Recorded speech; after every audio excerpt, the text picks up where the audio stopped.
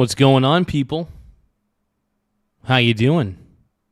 It is I, your host, Michael Gaza.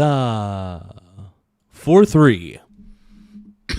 What's going on, everybody? We're racked into a little bit of a Q&A with our favorite president of all time, Mr. Donald Trump. You know I'm a Trump fan. You guys know that Zaddy loves Trump, bro.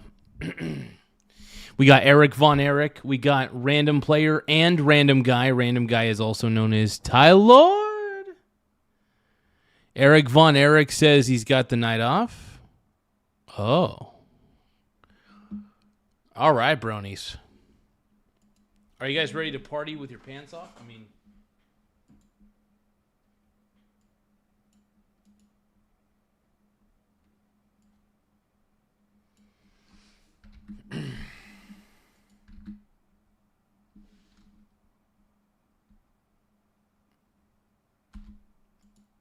Give me just a few moments. Hey, thank you so much. But thank you, Random Player, for liking the stream. I appreciate you.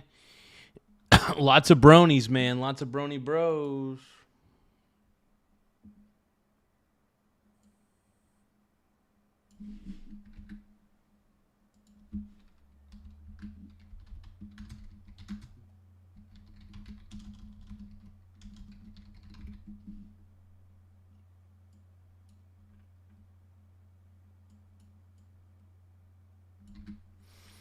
I'm a little bit tired at the moment, but I wanted to do a stream so badly that I couldn't resist.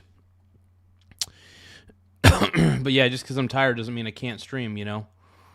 Thank you guys for tapping the like button, though. Double tap the screen to like the stream. It does help in more ways than one. I appreciate you all. Let's do it. Let's get to it. Anybody want to give me a gift? Give Zaddy a gift if you want. You don't have to. Nobody's required to give a gift, but anytime we get a gift, man, I'm a happy boy. I'm a happy boy. Happy poop, yum yum. Happy poop, yum yum. Happy poop, happy poop, happy poop, yum yum. What's up, Annie, my brony bro? We got so many brones, dude. The brones. You're a pink brony bro. And we dance at the gay clubs. Don't forget to double tap the screen to like the stream. We're trying to get to 60 likes in 60 minutes. Once again, we're trying to get to 60 likes in 60 minutes, so don't forget to double tap the screen to like the stream. We're going to react to a little of our boy. We're going to start the show off reacting to President Trump delivering remarks April 23rd. Let's see what our home dog is saying. We love Trump, man. Trump, make me home. And I'm told this is a rather historic meeting because these countries have been bordering each other for many, many years, and it doesn't happen much, although they like each other. I found that out today, and I've sort of heard about that. They actually like each other, Lebanon and Israel. No. And we had a great meeting with the very high officials of Lebanon, and very high officials of Israel, and we think that I'm so happy, bro. The president of Lebanon and the what Prime up, Minister dude? We got of everybody in Israel the house. Weeks will be coming here. They've agreed to an additional 3 weeks of, no firing, ceasefire, no more firing. Let's see. We hope that happens. It's not going to happen between them, but they do have Hezbollah to think about.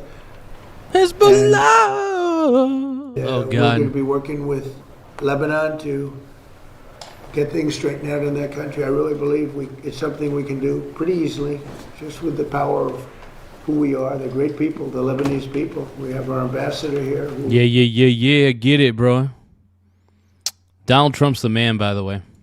Who has done a fantastic job. Ambassador to Lebanon from the United States. And we had a great conversation, and I think it's the beginning of something very important. It'd be a wonderful thing to get this worked out simultaneously with what we're doing in Iran. And I'd like to start by just asking JD, our vice president, our great vice president, to say a few words, and then Marco will speak, and then the representatives from the country. Mike Huckabee, you'll say a few words, Mike. You've done a great job, by the way. I appreciate it. Everybody does. And JD, please. Yes, sir. Well, first of all, congratulations. Congratulations to you and our Secretary of State, but most importantly, congratulations to the people of Israel and Lebanon. I think it's a major historic moment.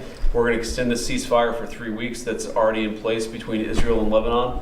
Of course, it wouldn't have happened without the president's direct engagement. The fact that The GOAT, dude, the greatest president of all time. you have these leaders of different countries coming together for the first time, they came together in the Oval Office, and they came together because of energetic diplomacy. Dude, we all know that Trump's the GOAT, right? If you guys think that Donald Trump's the best president ever, double tap the screen to like the stream. If you guys are tired of the woke left telling you how to live your life and telling you what to do, double tap the screen to like the stream. If you guys can, also, please don't forget to subscribe to the channel. The more subscribers we get, the better. So please don't forget to subscribe. Of course, led by the President of the United States. So I think it's a big moment for the world. It's a big moment for our country, but just very proud to be a part of it. So thank you, sir, for making it happen. Thank you very much, JD. Thank you, Mr. President, for hosting this. Actually, the President wanted to be personally involved, and I'm glad he was, because it made it possible to get this extension, and it gives everybody time to continue to work on what's going to be a permanent peace between two countries that want to be at peace. Both are victimized by the same terrorist organization. A terrorist organization that no doubt has victimized Israel, but has also victimized the people of Lebanon. The people. Oh, yeah. My boy Rubio's right, man. I'm not a fan of Israel. I'm not even a fan of Lebanon. But you know what? At least these two countries are working their crap out. I like that. Lebanon deserve to live in a country that's peaceful and prosperous. They have an opportunity to do that. They have a history of that. And what's standing in the way is an organization that operates, a terrorist organization that operates within their national territory that threat needs to be eliminated. And so thank you, Mr. President. Now, are they saying to get rid of Hezbollah? Is Lebanon trying to get rid of Hezbollah? Is that what's trying to happen?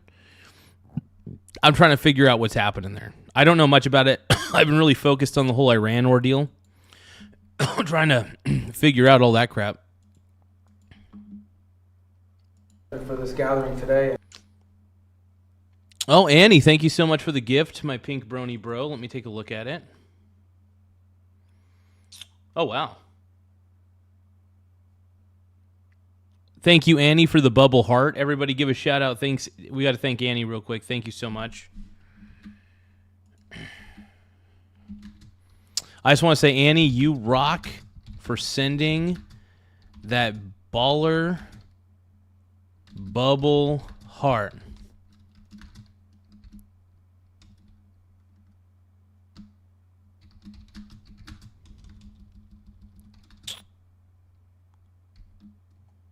I will keep pressing on with the show and do my best to provide the greatest content ever, along with some tomorrow's teachings. There we go. And for convening it and being a key part of it, and it buys us time to continue to work. I'm very optimistic that in a few weeks... Again, Annie, I want to thank you for that bubble heart. That is super cool. That is really badass. Thank you so much. Even closer to the kind of permanent peace that the people of Israel and Lebanon deserve. Thank you very much. Michelle, please. Well, I would like to thank the President, the Vice President, and Secretary to make this historical meeting today that bring two countries that they've never been next to each other more than today in a way. This is 60, 70 years in the making, and today is really the historical day. Thank you, Mr. President, Vice President, Secretary, and I'm going to keep going, working for a peace that hopefully we'll get it as soon as possible. Thank you. You're a very successful man. And when I asked him if he'd like to be ambassador to Lebanon, I said, could be a dangerous job. He said, well, I'm Lebanese. I was born in Lebanon, and your parents have a whole big history. He said, danger doesn't matter to me, really. It's something I want to do. He's very successful. He didn't need this. And I think it's probably more dangerous than you even thought, but you've done a fantastic job. So. It is an honor for me to serve you, Mr. President, and then I'm going to go till the end. Hell yeah, dude. What a stud, dude. By the way, Donald Trump, it's an honor to do. Honestly, Donald Trump, it's an honor to do my show. I do it with love, and honestly, I'm a huge fan of yours, man. So I'm a huge fan of Donald Trump's, and that's why, that's why I do what I do, man. Do I glaze Trump a little bit too much? Sure. But I've got no problem with that, man. I think he's the man. I think he's the GOAT, greatest president of all time. If you guys think that Trump is the greatest president of all time, please press the subscribe button in the upper right-hand corner. It does help the channel grow. More subscribers we get, the better. So please press the subscribe button in the upper right-hand corner to help the channel's growth. Let's keep going. Thank you. Thank you very much. And likewise, Mike Huckabee. We all know Mike. And he didn't need it either, did he? But he's doing a fantastic job. Mike, go ahead, please. I just want to say, Mr. President, what an amazing opportunity to be here at a moment of history. Huckabee, I haven't seen this man in a while. Mr. Mike Huckabee, bro. The people of Lebanon, the people of Israel are neighbors, and they want to get along. They can get along. But it's like neighbors who have a rough little kid living in the neighborhood who keeps throwing rocks at everybody's window. And if the kid will quit throwing rocks, the neighbors can get along and start actually... That's a good analogy. Yeah, Iran's basically the little kid that's throwing rocks at everybody's windows. That's true. Honestly, that is. It's just very true. And Mike Huckabee, laid the hammer on the nail, on the head of the nail, man. Iran's basically been the bully of the Middle East for too long, and it needs to stop. We all know it needs to stop, but nobody wants. Who's stopping it? Who wants to stop it? Don't forget to subscribe to the channel, you guys. Press that subscribe button in the upper right-hand corner. Ow!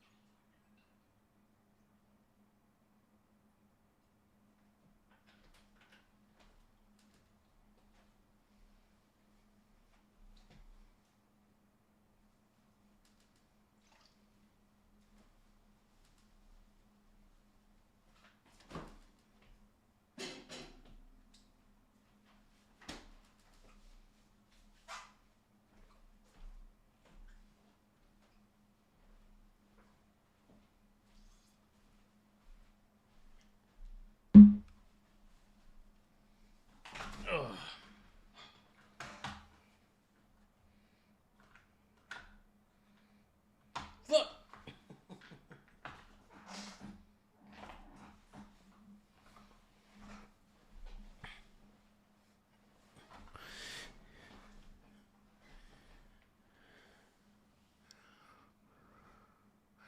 Trump is the man.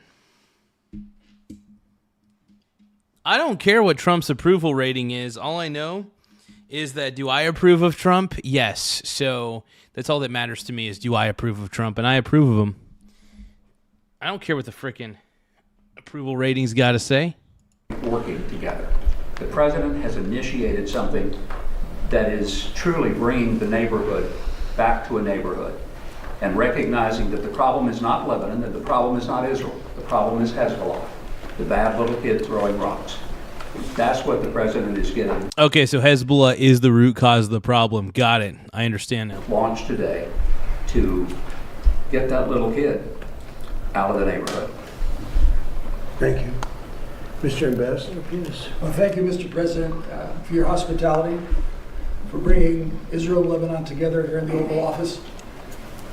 Israel wants peace with Lebanon, and Israel wants security for its citizens. Wait, you call me an idiot? You call me an idiot for liking Trump, bro? Look, I love Daddy Trump, bro. You better not be calling me a fool. Are you calling me an idiot? Dude, I love Daddy Trump, bro. Back off. Back the hell off. I love Donald Trump, bro. I'm not afraid to take the stage. Everybody, raise your hands if you believe Donald Trump is the greatest president of all time. Make sure you press subscribe if you believe that Trump is the greatest of all time. We're united with the Lebanese government in wanting to rid the country of this malign influence called Hezbollah. And now that, Mr. President, under your leadership, Iran has been so degraded, the possibility of degrading Hezbollah and liberating Lebanon from their occupation is real. So we hope that together under your leadership, we can formalize peace between Israel and Lebanon in the very near future. And we are just very thankful for the opportunity. Thank you, and I look forward to having the next meeting with. You know, I think since Hezbollah is the key factor, the key problem in the whole Lebanon and Israeli conflict, I think this will get solved pretty quickly because Lebanon and Israel are both going to try to go after Hezbollah together, I think. I think that's going to be the result. Hopefully this is what happens. We'll see. We'll see what the end result ends up being. We'll see. Your great prime minister is. He's a wartime prime minister with Bibi and with the president of Lebanon will be. You guys, don't forget to double tap the screen to like the stream. If you guys can, we're trying to get to 60 likes in 60 minutes. Once again, we're trying to get to 60 likes in 60 minutes. So if you guys can, don't forget to double tap the screen to like the stream. Oh my God. Double tap the screen to like the stream. Fantastic. I think lots going to happen. Madam Ambassador. Thank you so much. Thank you so much, President Trump. Thank you for your leadership, for making sure to be presiding over this historic moment. I want to really say thank you to the United States under your leadership for all your effort to help and to support Lebanon. And I think with your help, with your support, we can make Lebanon great again. Thank you so much. Sure, thank you. I like that phrase. Sounds nice. It's a good phrase. And then GA. Thank you very much. I think we will. Any questions? Yeah, please. President Trump, Anthony Mershak from MTV Lebanon. Yes. First, thank you for having us in the White House Thank for you very a much. year and a half. Sure, This is historical for our audience as It well. is. We would like to ask you three questions. First question, the peace between Lebanon and Israel. Do you think it will happen this year? I think it has a great chance. I mean, you know, they're friends about the same things and they're enemies on the same things, and it has to do with, I guess you could say, a couple of countries, but certainly it's, if you look at Hezbollah, that's where everybody seems to be united Hezbollah against them. So laugh out they loud. are both very united in that. Oh, what's Yay Area 7 is saying, watch that piss sink out. Thank you so much, Yay Area 7. Thank you so much for the super chat. My pink brony bro. I appreciate it. Oh my God. I'm just having fun on the stage in my hoops. Everybody give a shout out to Yay Area 7 for the super chat. He says, watch that piss sink out. I do not piss in the sink for the last time. I do not do that. I know you guys think I do. And granted, I don't blame you for thinking so. But at the same time, come on, my pink brony bros. 'Cause I need you and I want you crawling underneath my skin, like the hunger, like the burning, to find the place I've never been. Now I'm broken. My house in Budapest, my hidden treasure chest, whole golden grand piano, my beautiful Castillo, you, I leave it all. My acres of land I have achieved. It may be hard for you to stop and believe, but for you, I leave it all. And give me one good reason why I should ever make a change. Baby, if you hold me, then all of this will go away. That way, yeah. I think there's a very good chance of having peace. I think it should be an easy one. Relative to some of the things we're working on, it should be an easy one. But it's been so many years because nobody focused on it. But Lebanon was a great country. It was a beautiful country, smart people, very brilliant people, doctors, professors, economists, some of the smartest people on the planet. But it got torn apart by different factions and nothing having to do with them, outside factors. So I think it can be brought back pretty quickly. And when do you think our president will meet Netanyahu here at the White House? I think we'll do it during this period of time, during the 3-week period, ideally. I'd like to suggest over the 3-week ceasefire, right? If you can do that. We're here. We'll do it in the Oval Office. And regarding Hezbollah, he's not responding to our government. He's doing whatever he wants. What do you say for Hezbollah? And Israel has to, we're just talking about it. Israel is going to have to defend itself if they're shot at, and they will. I would never say that they can't. It would be nice if they wouldn't have to bother with that, but if something happens, they're going to have to defend themselves, as you know. But they're going to do it carefully, and they're going to be surgical as opposed to beyond surgical. And there's a lot they can do, but Israel is going to have to defend itself. And regarding our Lebanese speaker, Nabil Bereri. Yeah, Israel's going to do what they need to do, obviously. So if Lebanon starts attacking Israel, Israel's obviously going to defend itself, and vice versa, or whoever's attacking who, Feels like there's just wars galore, man. Everybody's just kind of attacking each other. It blows, man.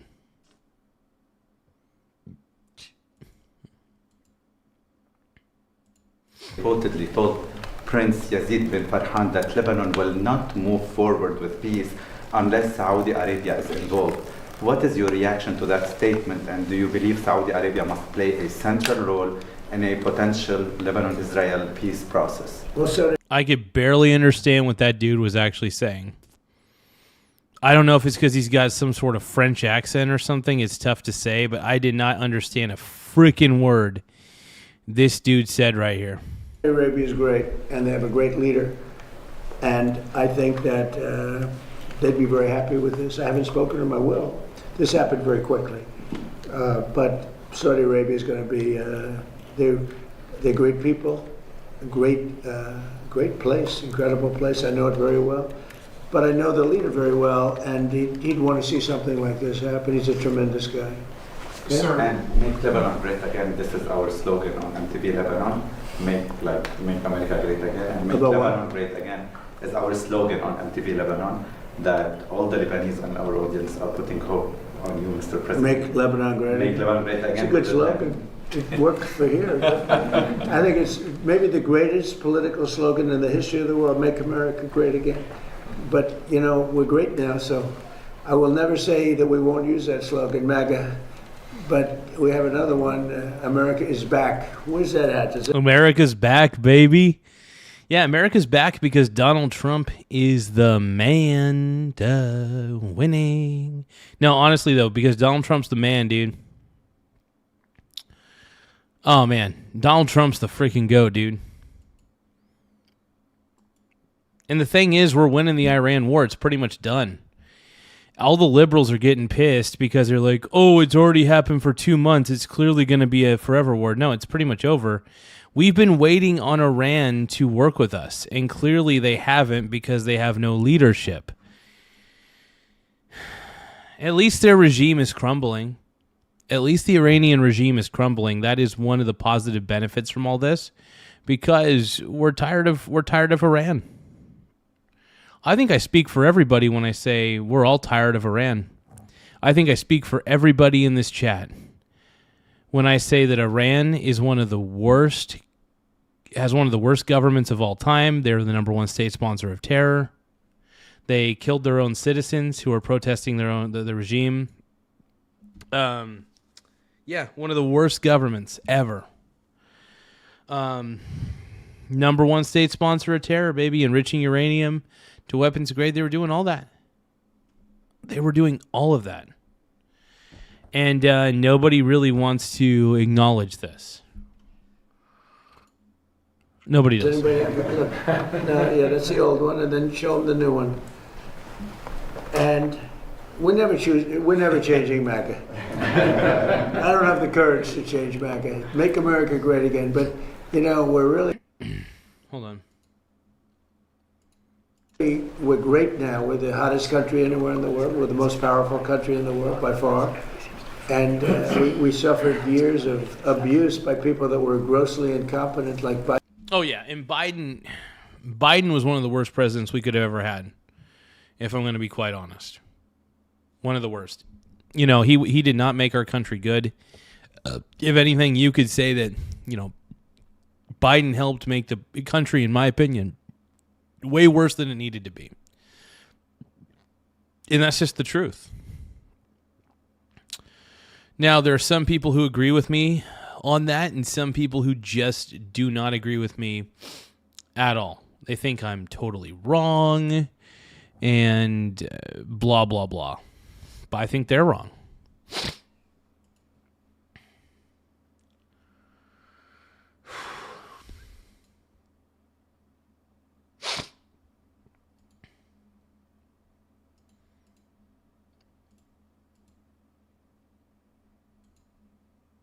Biden, like Obama. Obama was incompetent. He was a great divider. And we're a great country again. We're respected all over the world. That's why this happened so fast. I mean, it can happen fast. Thank you. Sir, the funding that Hezbollah gets from Iran, is Iran going to have to cut that off to do a deal with you? Yeah, they'll have to cut that. That's a must for you. Yeah, sure. That's a must, yeah. Mr. President, apparently there was a special forces soldier who was involved in the capture of Venezuelan President Maduro, who was arrested by federal authorities today on suspicion of insider trading and betting on Polymarket. Are you... No way, really? Wow. Whoa. You know, it's funny that a soldier gets in trouble for insider betting, like insider trading on Polymarket, yet Nancy Pelosi has not been arrested one time. Huh. Double standard? So wait, are you telling me that someone in our military bet on an event in Polymarket and he's getting in trouble, yet Nancy Pelosi doesn't get in any trouble for her alleged insider trading? Make it make sense, everybody. An actual soldier who's fighting for this country went on Polymarket and made a bet using insider information. We haven't confirmed that yet. But Nancy Pelosi has been clearly, and I'll say allegedly been doing insider trading for years and never, ever got in trouble. Allegedly. I just want to cover my butt on that and say allegedly. With all the insider trading that happens in Congress, it's insane. concerned that Yet no arrests. None.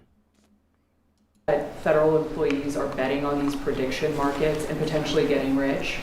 Well, I don't know about it, but was he betting that they would get him or they wouldn't get him? It sounds like he was betting on his removal from office, that Maduro would be removed. That's It sounds like he was involved in the operation. That's like Pete Rose betting on his own team. It's a little like Pete Rose. Pete Rose, they kept him out of the... Dude, shout out to Pete Rose, bro.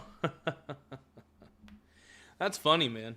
Shout out to freaking Pete Rose, though, man. Kept him out of the Hall of Fame, man. Just for betting on his own team to win. It's not like it's not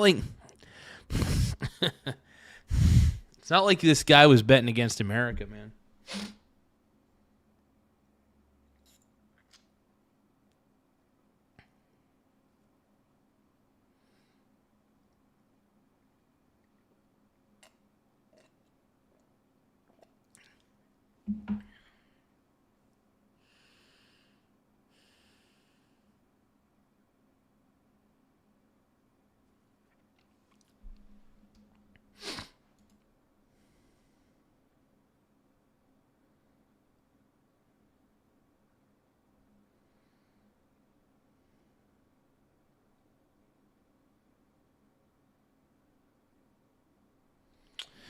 Uncle Chris is in the house. Oh, yeah. We got Uncle Chris. Hall of Fame because he bet on his own team. Now, if he bet against his team, that would be no good, but he bet on his own team. I'll look into it, yeah. There are also bets that are being placed as well on the Iran conflict, too, and there have been some trackings where people suspect that there's insider trading happening on these prediction markets around the war. Are you concerned about that? The whole world, unfortunately, has become somewhat of a casino. And you look at what's going on all over the world, in Europe and every place. Honestly, betting and prediction markets and betting are all over the place. I'm not saying it's right to do insider trading on those. No. In fact, if anything, I just think that these prediction markets and everything else are shoved down our throat every day through YouTube ads and stuff. And I mean, honestly, to those of you who are using prediction markets successfully, good for you. I mean, if you're making money off that crap, great. If you're not, though, well, that's not good. I was thinking about using ChatGPT to help me figure out what to bet on. You know what I mean? I think that'd be cool to have ChatGPT, give me some insight on what events to bet on. That'd be fun. I don't know. I mean, that'd be cool, but I'm not encouraging it. Talk to a financial advisor. I consider prediction markets to be disgusting forms of gambling. So I really, prediction markets are stupid. I really think they're dumb. I think it's pretty much for degenerate gamblers and stuff like that. That's all I could say, man.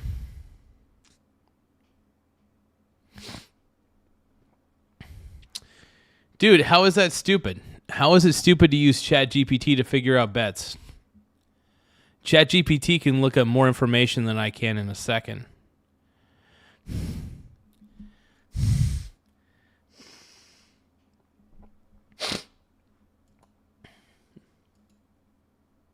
Doing these betting things, I was never much in favor of it. I don't like it conceptually, but it is what it is. No, I think that I'm not happy with any of that stuff, but they have all these different sites. They have predictive markets.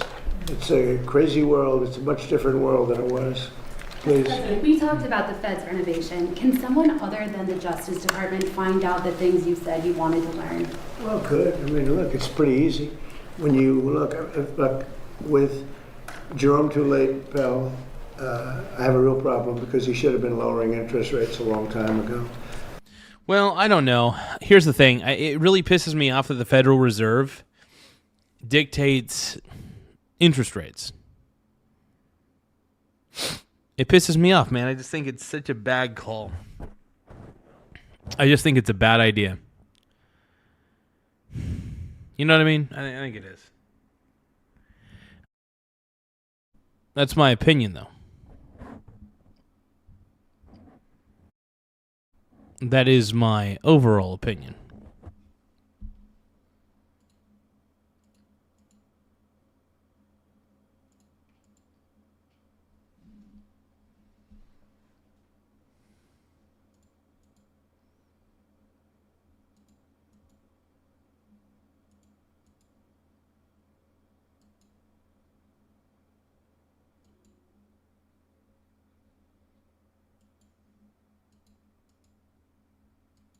And despite that, we fought through it, and we have the greatest economy we've ever had. You take a look, I mean, I don't know what the market is today, but we've broken every record over the last few days. And this is during a military operation or war, whatever you want to call it. It makes no difference as far as I'm concerned. But we have this unbelievable economy.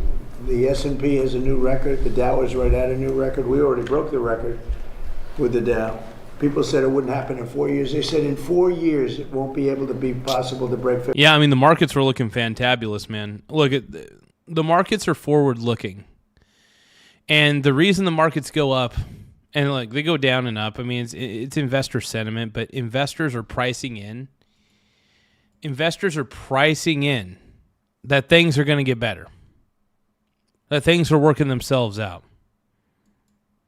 That's just all there is to it. Now, will the markets go up and down rapidly? Yeah, it's bound to happen, man. It is absolutely bound to happen. And we all know it. We definitely know it. 50,000. We broke it with the Dow. Heyo. And I'm actually a little bit surprised that we're breaking it constantly, even now, during this conflict. Because when we broke it, I called a lot of the people here. I called JD, I called Marco, I called Howard, I called JD. Scott. I said, I hate to tell you fellas, but we have to do a little bit of a detour. We have to go to Iran and make sure they don't have a nuclear weapon. We had just broken every financial record. And the amazing thing is we continue to break them even during the war. Now, fuel went up, but I thought it would have gone up much more. And yeah, fuel didn't go up as much as I thought. Oil's remained fairly steady. I think really Trump's got this one in the bag. If we're all going to be honest with ourselves, Trump's got this in the bag.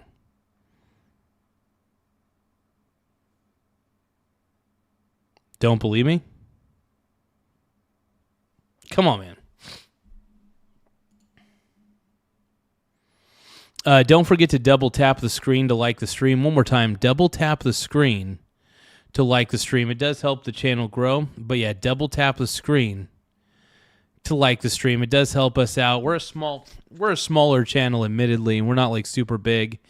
But the more likes we get, the better. We're trying to get to 60 likes in 60 minutes. So if you guys can, please double tap the screen to like the stream. Once again, double tap that screen. It helps us out. Appreciate it, you guys. And, a lot of ships are coming to the United States, and they're using the United States instead of the Hormuz Strait. Amazing things are happening. Our country is amazing. You know, we don't have an oil shortage. We have with drill, baby, drill. We are right now producing more oil than Saudi Arabia and Russia combined. Did you know that?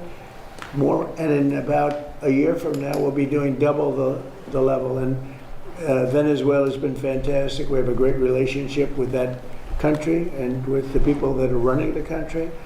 What a stud, dude. What a stud, dude. He's making headway everywhere. He's making relationship. He's trying to negotiate with these countries. And honestly, it's working out for the better. It is working out for the better. Trump's got this, man. Trump, I have full faith in Trump, dude. I have full faith in Donald Trump. Anybody who doesn't have faith in Donald Trump, I don't really care what you think.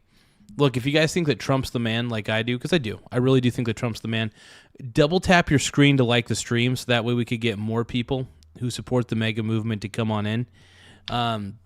Look, double tap your screen to like the stream if you guys support the MAGA movement, if you guys support Trump, if you guys think that Trump's the man, if you guys think that MAGA's still alive, double tap the screen to like the stream, man. We need you guys. We need you. And we're taking in millions of barrels of oil, millions and millions from Venezuela. It's been a great experience, to be honest with you, and they're doing a very good job, and they have our backing. Okay? Mr. President, you said that Can you just clarify again what exactly? Here we go. Listen to this. No. Just because the world is watching. Yes, just clarify. Here we go. Here's his bomb. What have the two sides agreed to here? A 3-week ceasefire with the hope that the leaders come and meet? Yeah, 3 weeks. And the leaders will most likely be coming here during that time. And I think when they do, that's a very historic meeting. They haven't met for many, many years, as I understand it. They've never met. Think of that. Oh, if you guys can, though, don't forget to press the subscribe button in the upper right-hand corner. Once again, don't forget to tap the subscribe button in the upper right-hand corner, as it does help the channel in a lot of ways, too. More subscribers equals more growth. More subscribers equals we can, you could be a part of the growth, too. We want you guys to be a part of the growth of this channel. We're currently sitting pretty at 10,244 subs. Once again, we're at 10,244 subscribers, so don't forget to tap that subscribe button. It really does help us out. And don't forget to double tap the screen as well. Let's do it. They're next to each other. They're great people, and they've never met. This should be an easy one, okay? It's crazy that Lebanon and Israel are like that close, but they never have met with each other. That's wild. I mean, how can you be how can you be neighbors with another country and not have like a meeting with that country to establish what they're trying to do? I feel like there's just a lack of communication going on in the world.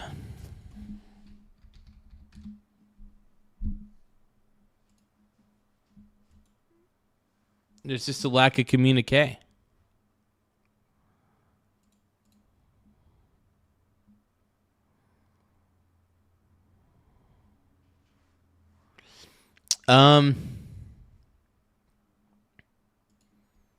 Good question. Thank you for clarifying. Thank you. Just wanted to clarify. The Lebanese law, we can't communicate with Israel.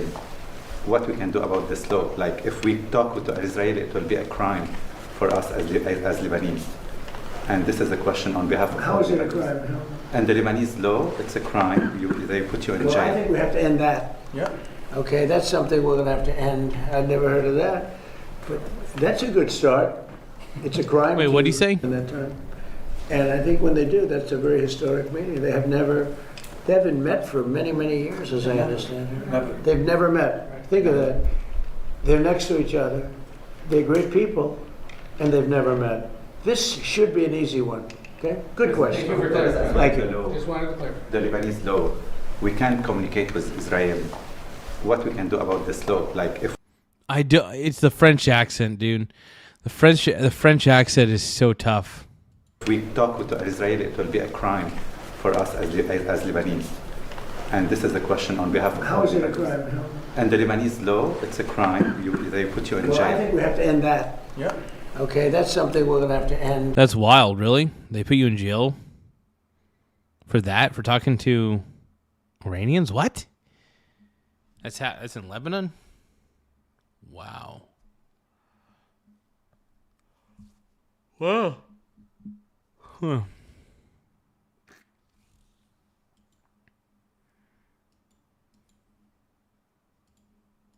I'd never heard of that. But that's a good start. It's a crime to talk with Israel. Well, I'm pretty sure that that'll be ended very quickly. Okay? Oh, it's a crime to talk to Israel. Okay, if you're Lebanese. It's a crime. It's actually a crime, really? Why would it be a crime? That doesn't make any sense.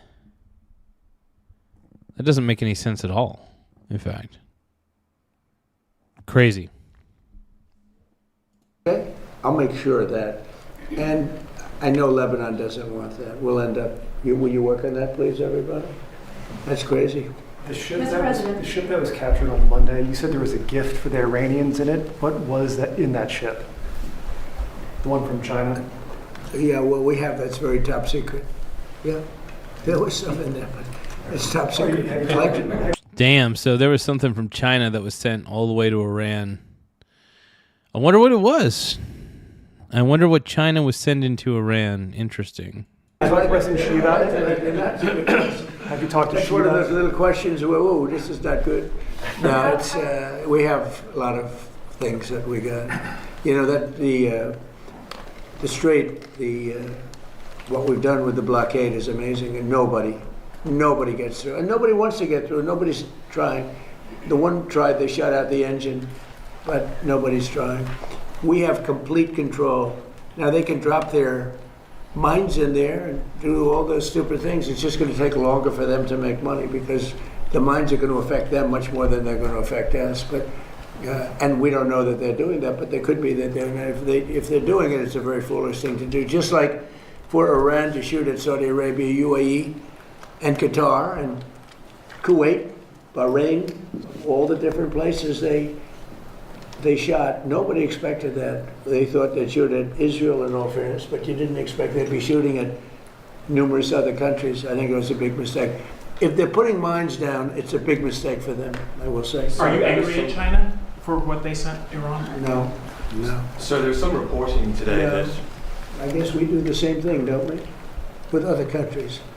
You know, it's like one of those things, but nothing that it wasn't earth-shaking. Yeah. there's some reporting today, sir, that you tend to invite Vladimir Putin to the G20 in Miami. Is that the case? No, but if he came, it would be probably very helpful. You know, I've said a long time ago, when they made the G8, the G7, they threw Russia out before my time. That was Obama and a certain prime minister from a place called Canada, Trudeau. And I said, that's a stupid thing to do. And I was right. You know, I'd go to these meetings of the G7, and about 90% of the meeting was talking about Russia and what's going on. That's crazy. Mainly, you know, Russia's honestly been Russia's been really dumb for a long time. They've done a lot of stupid things, in my opinion. With Russia. And I'm sick of, honestly, Vladimir Putin, speaking of dictators, Vladimir Putin should not be the leader of Russia. He needs to resign. Russia needs to reform their government as well. In fact, if anything, Russia's probably just as bad as Iran. And I said, why'd you throw them out? You know, if they didn't throw them out, they would have been much better off, in my opinion. You know, it should have been the G8. But when they threw out President Putin, he was very offended by that. He was, you know, rightfully, but he was very offended by that. I venture to say you probably wouldn't be having these problems if you didn't throw him out. Okay? So he's not coming to the G20, as far as you're Not concerned? that I know of, but... Because there are senior administration officials being quoted in news reports this afternoon that says the Russians are being invited to at least ministerial meetings. You're saying being invited as opposed to coming. I don't know of the invitation, but if he were invited, I don't know. Would you like to Hey, come? I'm of the opinion that you talk to everybody. I'm not one of these guys saying, oh, let's not talk to him. You know, there's a war going, or let's not talk to him. I like talking to everybody. If you're a smart person, if you have control over your emotions and all the other things you need control of. Oh yeah, like seriously, he'll talk to anybody. Even if you're a liberal, just don't be a crazy liberal. Don't go like all unhinged just because you see him. He'll talk to you. Don't freak out on him though. You know, that's the difference between Trump and all the other presidents and everything like that. He, you know, whether people want to admit it or not, Trump understands how to evaluate a person's character more than people realize. Straight up. Absolutely. 100%.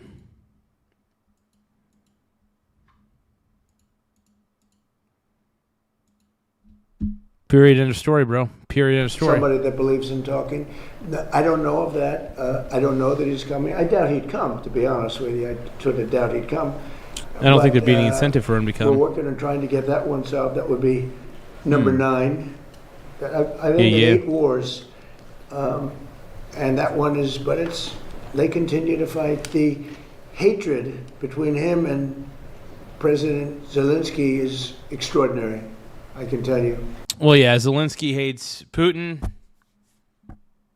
Putin hates Zelensky, and this is one of the reasons why they can't come to an agreement, is because I don't know, they can't really look past their hate, it seems, and the hatred between Zelensky and Putin's not going away anytime soon. So I don't know how you could get them to sit down at the negotiating table and actually have them hash out some kind of deal. I don't think it's possible. And I hate to be too pessimistic on it. I really do. But that's just what I believe. I think I'm right. But I don't know. Maybe I'm wrong. Can I ask you a FIFA question, sir? What do you think of this idea of replacing Iran with Italy in the World Cup? I don't think about it too much. Okay. That's an interesting... Did he say Iran's... Hold on. And sir, what do you think of this idea of replacing Iran with Italy in the World Cup? So replacing Iran with Italy in the World Cup. Okay. Oh, man, that's funny. I don't think about it too much. Okay. That's an interesting question. Let me give it... You know what? Let me give you that a little thought. That's great. Is that what they're doing? They're thinking about replacing them? Apparently it's a proposal. Let Marco make his poly. Marco, can you make a statement on that, please? What do you think of... There's nothing from the U.S. has told them they can't come. I mean, the problem with Iran, it would be not their athletes. It would be some of the other people that we want to bring with them, some of whom have ties to the IRGC. We may not be able to let them in, but not the athletes themselves. But I don't know where that's coming from, other than speculation that Iran may decide not to come, and then Italy would fill their spot. But if they decide not to come on their own, it's because they decided not to come. Yeah. What they can't bring is a bunch of IRGC terrorists into our country and pretend that they're journalists and athletic trainers. Sir, is the government going to We would not want to affect the athletes. Is the government going to buy a stake in Spirit Airlines? The government buying a stake in Spirit Airlines, allegedly? What would that entail? Is that even legal? I guess the government already bought stake in Intel last time I checked, like a 10% stake or something. I don't know if it's a good idea, though, for governments to be buying up these companies, but then again, who knows? I don't know. All I know is I'm an individual investor. That's the way I like it. So Spirit is an airline that's had some trouble. They were going to merge with People Express, or one of them, a number of years ago, and Barack Hussein Obama decided it was a bad idea. How did that work out? It's bad for both of them. That would have been a natural merger. Not United and American, but Spirit and the other. We're looking at helping them. We have 18,000 people that live in this country that are great people and great employees, and we're thinking about doing it, helping them out, and meaning bailing them out or buying it. I think we just buy it. We'd be getting it virtually debt-free. They have some good aircraft, they have good assets, and when the price of oil goes down, we'll sell it for a profit. I'd love to be able to save those jobs. I'd love to be able to save an airline. I like having a lot of airlines, so it's competitive. So we are looking at Spirit. It's in a bankruptcy. It's in bankruptcy court, and we're looking if we could get it for the right price. I'd do it to save the jobs, and we have somebody that wants to run it, do a good job, smart person, and if. Well, the question is, should a government? This is the question: should the government run an airline? I love Trump. I think he's the man, but I don't think government can properly own and run an airline. I just don't believe it's possible. I don't think it's a good idea. The same way with like government-owned grocery stores. Hell no. I don't know. It feels wrong. They run it properly, and if prices come down, all of a sudden it's a valuable asset. Where does the president And they have some very good slots too, which are pretty valuable. You will visit Lebanon and visit Ambassador Isa to the embassy because we're building a huge U.S. embassy in Lebanon. Are you going to plan to launch it or opening or attending for the opening? You want to answer that? Oh crap! We got Frog Eat Frog in the house, dude. We got Frog Eat Frog saying Garza. What up, dude? Frog Eat Frog says Garza. My man Frog Eat Frog. We got Annie in the house. We got lots of people, man. Did I see Jack's Cab Confessions? No, I didn't. We need Jack's Cab Confessions as well, but we had Ty Lord earlier. I know we have Annie. I think Annie's still watching. If not, she probably has other stuff to do, though. It's important, though, man. You gotta... Oh, Annie is still here. Okay, cool. Well, we're working on it. It's not done yet, but once it's done, I will ask the president to come and cut the ribbon. We'd love to have you. I have no objection to that. Go ahead. In the UK today, they've just announced a total of $1.3 billion in returns from digital service tax, which you in the past have called an unfair tax on American companies. Damn. You know it very well. You previously called for investigations, but so far as we can tell, there has been none. Would you call for that? So what tax is this? A digital service tax is the kind of nicknamed the tech tax or big tech Interesting. tax. The kind of They're going to put a tax on basically American companies. it's already there, sir. Did you say the UK? Yes, sir. They made $1.3 billion last year. Damn, So bro. is that something you would kind of investigate, call for it to be scrapped, have a look at? We don't like it when they target American companies because basically you're talking about our great American companies. If you guys can, though, don't forget to double tap the screen to like the stream one more time. If you guys can, though, don't forget to double tap the screen to like the stream. We're trying to get to 60 likes in 60 minutes. Once again, we're trying to get to 60 likes in 60 minutes. So if you guys can, double tap the screen to like the stream, everybody. Yeah. Oh, yeah. Tell me what you're doing right now. Now, if you guys think that Trump's the man, double tap the screen to like the stream. If you guys think that J.D. Vance 2028, let's go. Double tap the screen to like the stream, man. If you guys are tired of the woke left and you guys want a place to be where you're not going to get lectured by woke people, double tap the screen to like the stream. Let's go, man. Let's go. Whether we like those companies or don't like them, they're American companies. They're the top companies in the world. And we are looking at it. We've been looking at it. UK did it. A couple of other people did it. They think they're going to make an easy buck. That's why they've all taken advantage of our country. They don't take advantage of it. No, we've been looking at it, and we can meet that very easily by just putting a big tariff on the UK. So they better be careful. If they don't drop the tax, we'll probably put a big tariff on the UK. Hey, Arnold, thank you for the gold coin for 10 joules, my brony bro. I appreciate it. Everybody give Arnold a round of applause. Thank you so much for sending the gold coin for 10 joules, brony. I appreciate you, bro. Kicking butt. Oh, yeah. Thank you for the assist, brother. Keep being a pink brony bro, like all of us. Love you, man.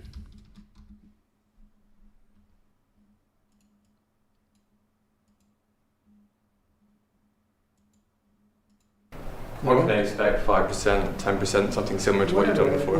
More than what they're getting. They shouldn't be doing that. That's all that's doing is really targeting. It's targeting great companies, but they're our companies. It's like us targeting their companies, which we could do very easily. But you don't have big companies like that. You don't have those great companies. Not fair. I have an obligation to protect our companies. That's how. Trump's protected. Dude, Trump's the man, dude. This is why one of the reasons why I'm a big Trump fan, ultimately, is because I do think he's good for the economy, and I do think he actually wants what's best for the American people, American companies, American everything. He wants to put America first, and that's one of the reasons I respect him to the degree that I do. And, he's just one of the best. Honestly, he's one of the best presidents we've ever had, in my opinion. I think he's fabulous, man. I think he's too good.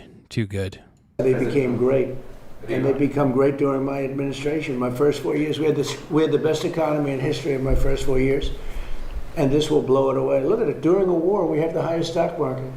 During a war, it's not a big war for us, but it's a war. Oh, if you guys can, though, don't forget to tap the subscribe button. If you guys think that Donald Trump is the man, like I do, don't forget to don't forget to tap the subscribe button in the upper right hand corner. It does help the channel grow in more ways than one. I want to thank you guys for being so involved with the channel. But yeah, once again, just press that subscribe button in the upper right hand corner if you guys want to help a smaller channel out. We're at 10,245 subs. Once again, we're at 10,245 subscribers. So more subscribers we get, the better. It helps us reach all of our subscriber goals. And honestly, I appreciate each and every one of you guys. Let's continue.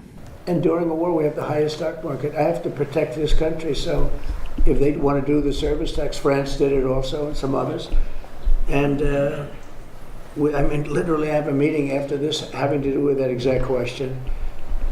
And what we'll do is we'll reciprocate by putting something on that's equal or greater than what they're doing. And they won't be happy about that. No, that's enough. You've asked so many. Mr. President, I emailed the Virginia Department of Elections earlier today and asked them if they had seen any evidence of election tampering, of fraudulent mail ballots being cast in the Tuesday election, or if there was any evidence of non-citizens voting in that election. Why did you say that that election was rigged? Well, you have mail-in ballots, and they found a lot of them at the end of the day. They said that they have received no credible information related to those questions. Well, I know you'd say that no matter what. You've been saying that for years, and now they're finding out that the 2020 election was totally rigged.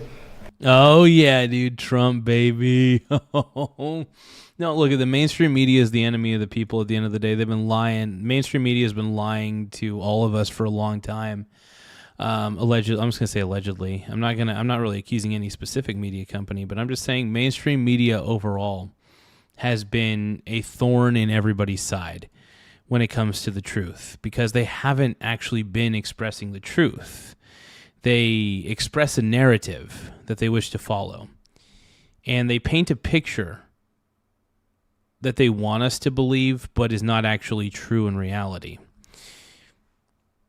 There's a lot of lies that the mainstream media has told us, especially about Trump. They've made up so many stories about Trump. And honestly, it gets to the point where you just can't trust the mainstream media. One of the reasons why Trump won in 2024, the reason that Trump won in 2024 is very simple. People were upset. People have been upset.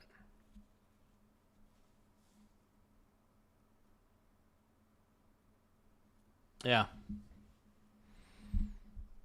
And, we're not upset with Trump. We're upset with the mainstream media.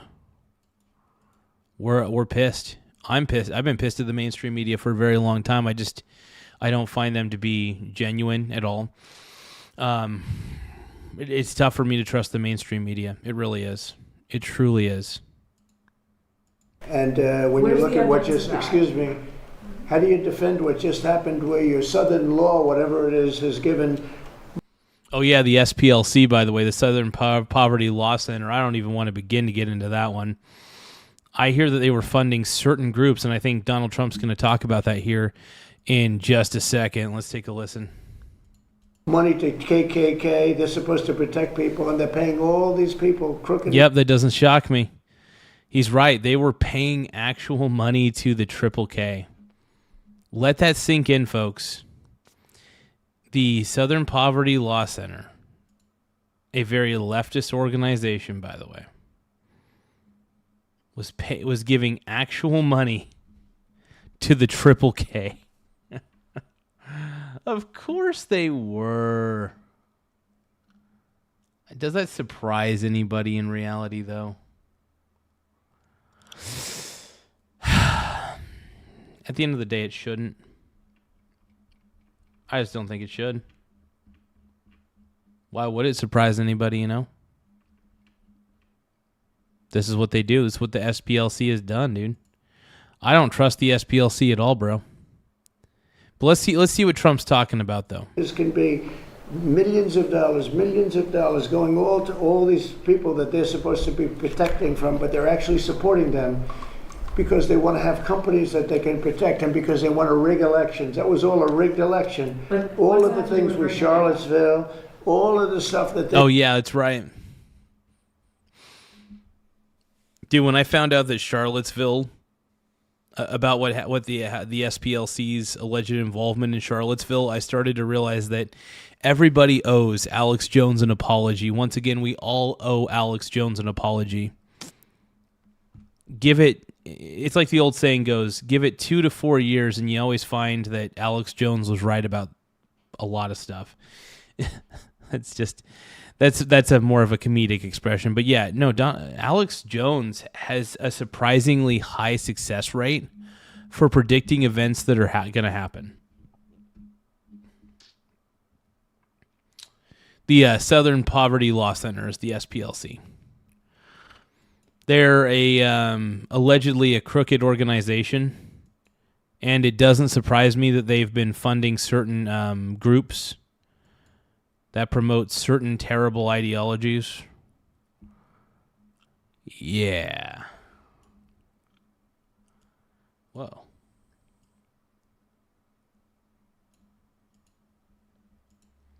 Let's keep going, man.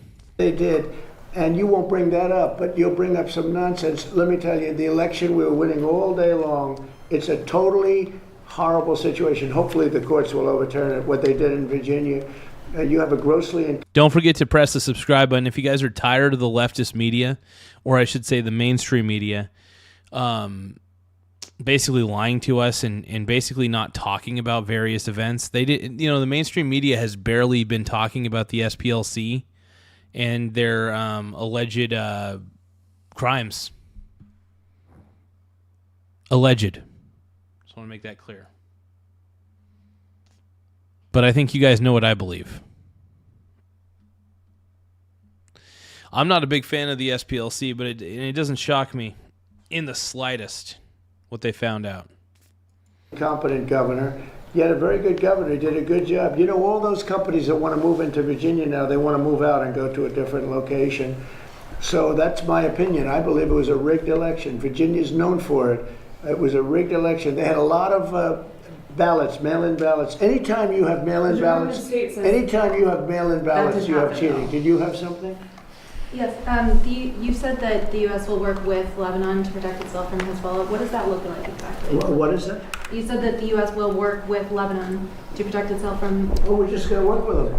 I mean, we have a good relationship with Lebanon. It's amazing that... But is it... You know, it's the amazing thing is they actually have sort of a good relationship with Israel, and they don't deal with each other, but now they're going to deal with each other. We're putting them together. What's the material support that you intend to provide? We're going to help. We're just going to help them. We're going to help them. They're great people. It can be a really good country again, maybe a great country again. And I think you have all the ingredients, so we're going to work together. And I think Israel's going to... Trump, the Trump train, baby. I think Israel's going to be... You know what? And even though I don't like Israel, I'm not a big fan of Israel. I don't like really Lebanon either. But, you know, if they can come to peace, look, I just want to see peace. That's all I want, man. All I want to see is a little bit of peace. Is that so much to ask? Is it so much to freaking ask for a little bit of peace? Oh my God. Oh my God. Terrific. But they do have a common problem. It's Hezbollah. Okay, a couple of more. Some House Republicans are saying that they don't want to vote for a bill that just has the Homeland Security funding. Would you support them expanding that to include other tax and defense measures? Well, I'd love to see one thing. You know what that is? Save America. I'd love to see the Save America Act, which is voter ID, which is proof of citizenship, which is, by the way, no mail-in voting, which is a fraud. Anytime you have mail-in voting, you're going to have a fraudulent election. But I'd leave it for military, you know. Look, either way, all I know is that Donald Trump is the man. And to anybody, any of the leftists that are coming into the chat who are being total, I guess you could say, chuds, anybody who's coming in and saying, you know, if you're saying bad things about Donald Trump, you know, feel free to say them, but I'm going to clap back at you probably and say that that's stupid. Look, Trump has been one of the best presidents we've ever had, bro. And honestly, this war in Iran, I think it's going to be a win. It already is a win. No, Trump's the man, dude. Trump is the greatest president of all time. What are you talking about, California love? What are you talking about, bro? No, dude. Donald Trump's the man. So wait, so California love, would you rather have Joe Biden as president or would you rather have Donald Trump? Or let's expand upon that. Would you rather have Kamala Harris and Tim Walz as president or would you rather have Donald Trump and J.D. Vance as presidents? I think the answer is pretty obvious. You don't want Kamala. You don't want Tim Walz, especially after all the stuff they revealed about Tim Walz and what he allowed in the state of Minnesota. And we dodged a bullet. At the end of the day, we dodged a bullet not having Kamala or Tim Walz as president. We don't want that. I mean, I do joke around a lot and say things like, "Oh yeah, I want Tim Walz as Tim Walz 2028. Let's go." Nobody wants that. Nobody wants Tim Walz 2028. Nobody wants a Kamala Harris 2028. Look, the Democrats are the party of the woke. And because the Democrats are the party of the woke, I believe that the Democrat Party is a joke because they're woke. All right? Hey, Chill Toad 666. What's up, Brony? I haven't seen Chill Toad on here in a while. It's good to see you, my Brony brother. It's good to see Chill Toad in the house. Looking good, probably. I bet you're looking good, man. Yeah, I think that we would be in a much worse position with Kamala Harris and Joe Biden or Kamala Harris and Tim Walz. It just would have been terrible. It's not something that you want. You shouldn't want that.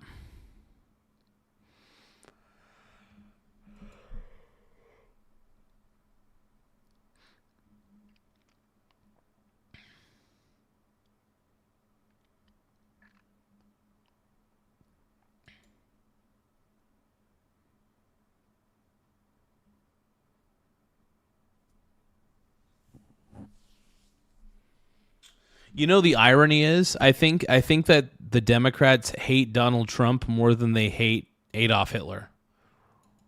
I think that's the biggest irony. You know what I mean? Is that the left claims they hate Nazis, right? But to be honest, the left acts more like Nazis than anybody. And I think that they hate Donald Trump more than they hate Hitler. Let that sink in, folks. Let that sink in. Hitler was actually a bad person. Hitler was a terrible person. Donald Trump is actually a decent dude. And that's the irony. And I think that the problem is, in times where everybody's lying, the person who tells the truth is often demonized the most. Donald Trump is a straight shooter. He says it like it is. He doesn't candy coat it. He doesn't try to be politically correct. He just says whatever the fuck is on his mind. This is why I think that Donald Trump is a fabulous president. He has no filter. I think that's good. It's kind of a relief, and I think it kind of represents America, you know, in a lot of ways. That's how we are. We shoot from the hip a little bit. You know what I mean? That's how we roll. And no, Donald Trump is the perfect representation of a positive America, a good America.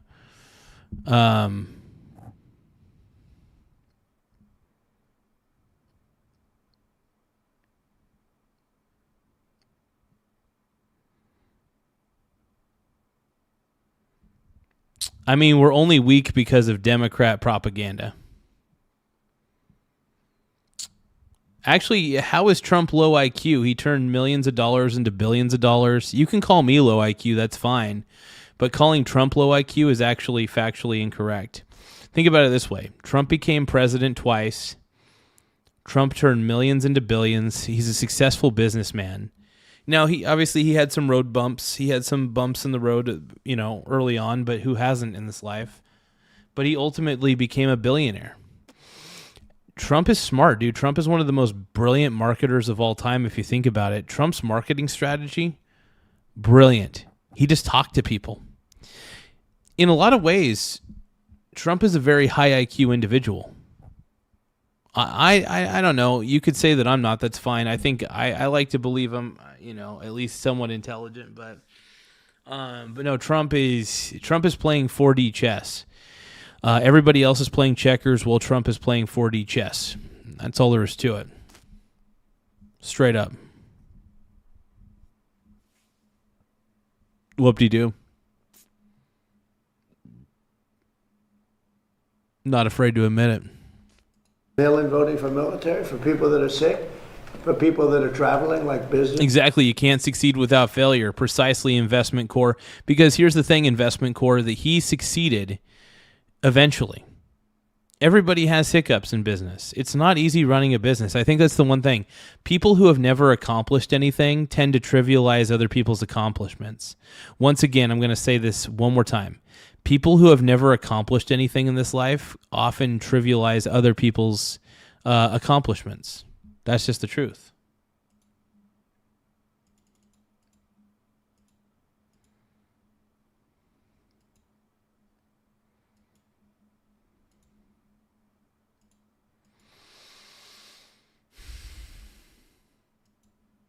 Or whatever, different things, but disability, where they have a problem.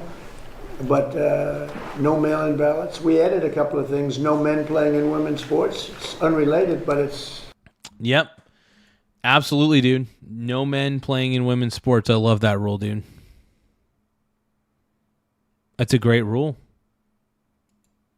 And, dude, Trump cares about these things, man. He cares about... Honestly, you know, you say people think like Trump has no integrity. You know, he's probably got some skeletons in his closet, don't we all? But at the same time, I think Trump's probably the best man to lead America. Joe Biden clearly wasn't a good president. Kamala Harris would have made a terrible president. Tim Walz definitely would have made a terrible vice president. And God forbid if we ever had Tim Walz as the president. Screw that, dude. Screw that. Ain't no way. By the way, if you guys think that Tim Walz would have made a terrible president, or vice president, I should say, if you guys think that Kamala Harris and Tim Walz would have been the worst ticket of all time if they won, I mean, they're already the worst ticket of all time, but if you guys think that they are the worst ticket of all time, double tap your screen to like the stream. One more time, if you guys can, double tap your screen to like the stream. Straight up.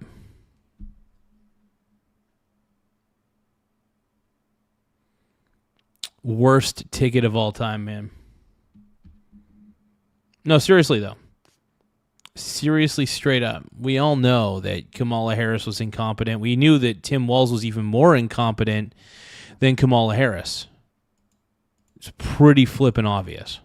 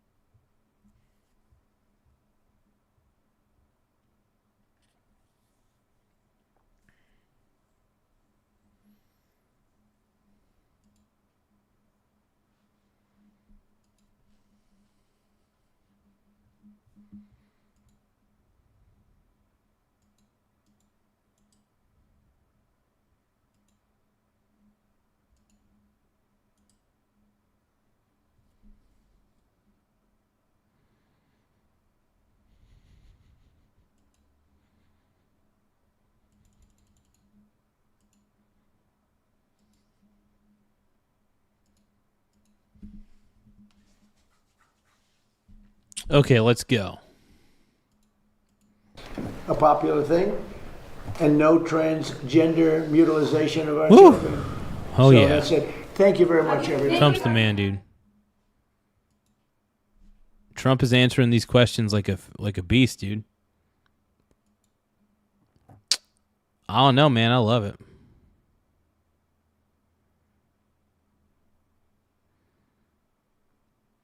President Trump participates in a healthcare affordability event. Interesting. Let's take a look.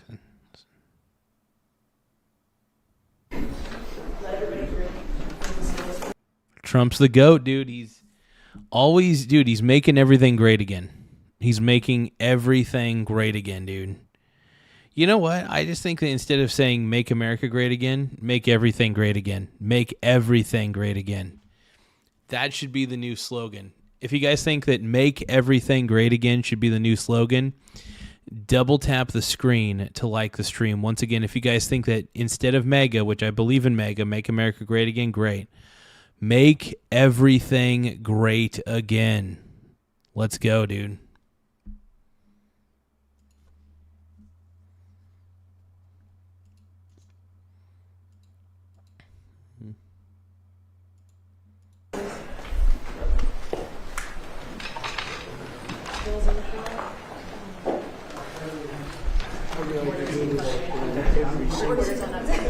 This is what you do all day? I just passed. How many times have you A lot. Too many.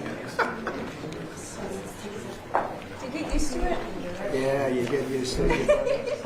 You have to be careful. Every The questions are here. Imagine Travis grows up to be president of the United States of America, and you have a picture of him with President Trump when he was 2 years old. That would be the story. Could have a picture, by the way, President holding Good guy. Are you all set? All set, sir. Well, thank you very much. And today I'm thrilled to announce that one of the most respected pharmaceutical companies anywhere in the world, frankly, I know it very well, is Regeneron. And it's agreed to offer their prescription medications at heavily discounted, most favored nation prices. In other words, their numbers will come down at levels that... E.T., what are you talking about, bro? Tomorrow's Teachings was amazing, dude. Dude, yeah, last night's episode of Tomorrow's Teachings was probably the best Tomorrow's Teachings episode I ever got my hands on, man. That was where it needed to be, dude. Greatest of all time. Greatest of all time. Straight up.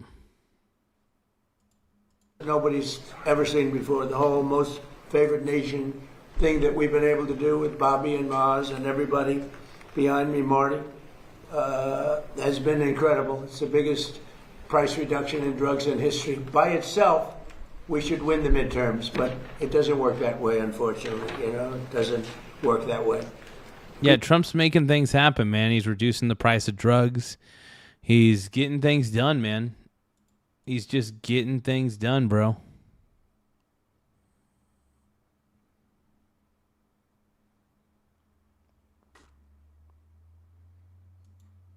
Kicking butt, bro. People forget too quickly, but we'll have it's the biggest cut in drug prices in the history of our country by many percentage points.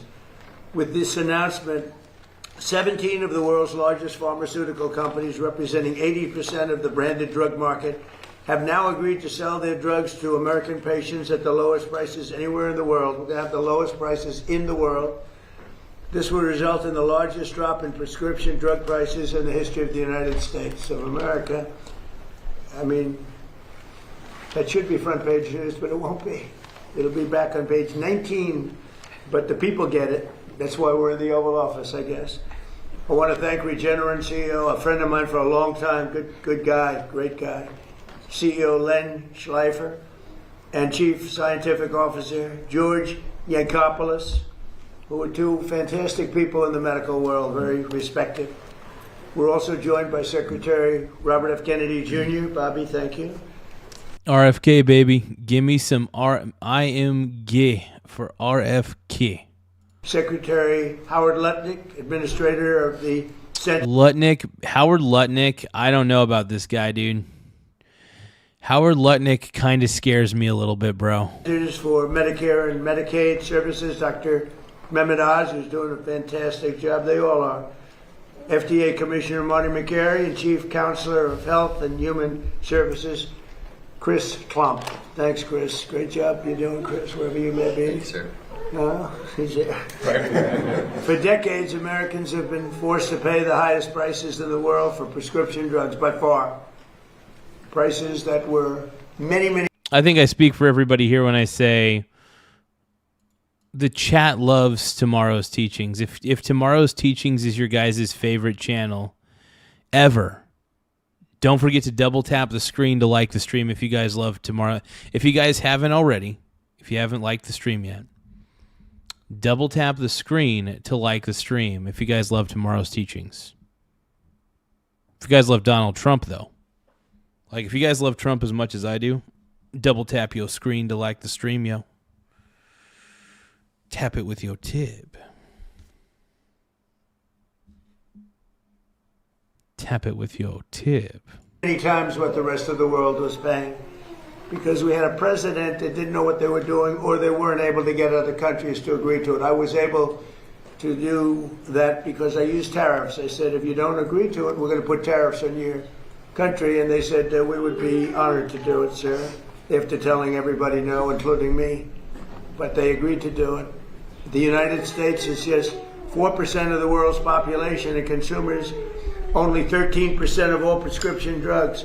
Yet pharmaceutical companies have been making 75% of their profits from American customers. So think of that. with 4% of the population and doing only 13% of all prescription drugs, the companies make 75% made, I don't know, maybe, hopefully they continue, because actually it's not as bad for them as it sounds. In fact, many of their stocks are up, because actually when the price goes up on the one end, they make up for the price coming down in the United States. So it really worked out pretty good. To address this chronic unfairness, I signed an executive order instructing my administration to do everything in our power to slash prescription drug prices for Americans while getting other countries to pay more, in many cases much more.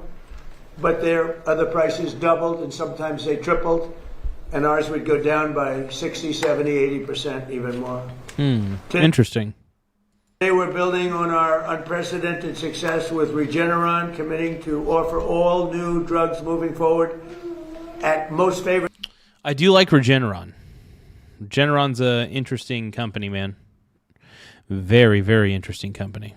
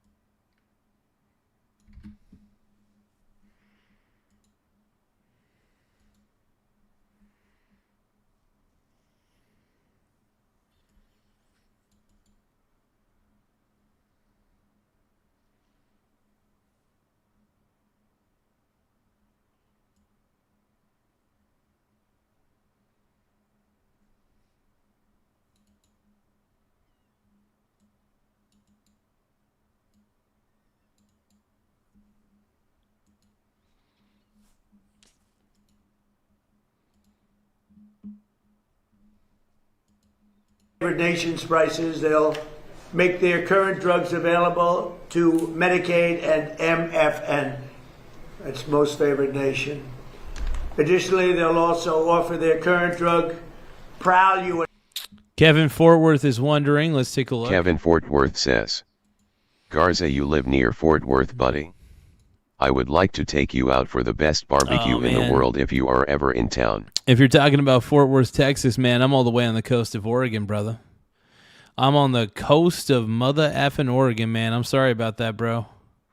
Maybe one day I'll make it down to Texas, though. We'll see. We'll see. But I appreciate the offer, Brony.